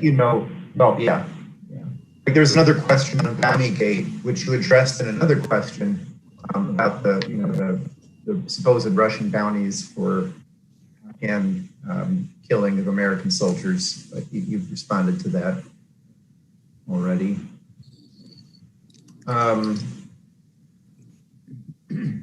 Daniel, were you going to say something before? No, I'm pleased to be able to, I'm sorry I couldn't be on for the whole thing, but I'm pleased to be able to be here. And, if we're wrapping up, I think it would be wonderful to hear any closing remarks you have, Bill, because, the way this has been orchestrated is this is a raid on Reddit. Reddit demonstrated that it was a natural place to go to present your evidence, to present your fight for constitutional principles. And it is so blatant that what you're saying is true because they can't allow it to be said on that big platform of IAMA, which is about, it's about 40 times larger than Way of the Burn. No disrespect, Way of the Burn, but if not more than that, maybe it's 100 times larger. I forget exactly. But, and I just think that for people have got to confront the fact that if you're going on the internet and you want to talk about, here's my great political idea and here's my great political idea, but you're doing it on the internet without recognizing the fact that everything that you're doing is being controlled and manipulated and spied upon, and if you're not putting that up front, then how can you possibly claim to be serious? And that's why I think what you're doing is so important, Bill, and because, the purpose of exposing Russiagate is not for some political advantage to Donald Trump or whatever, although it very well will give that. But that's not the purpose. The purpose is we've got to take whatever flank we can to actually crack this thing open, or we see the far worse crisis that will come down the pike if we don't. So that's my view of why it's so important what you're doing, and why I'm really happy that we can support you to do this and do more. If I could just add, the reason I do support Trump so strongly is because he's fundamentally an outsider. He's not a member of the existing structures of the Democrat or Republican committees or any of their party, or he's not a government bureaucrat. He's never been in government before. But and when he came in, you could see the reaction to them. Both parties were attacking him. The intelligence communities were attacking him because he wanted to, get into their knickers and start modifying them. And they didn't want that to happen. So that's why everybody's been fighting him. He's been an outsider. He's threatening change. And that's the thing they don't want to happen. They're very comfortable the way they are. The problem is the rest of us pay for it and suffer because of it.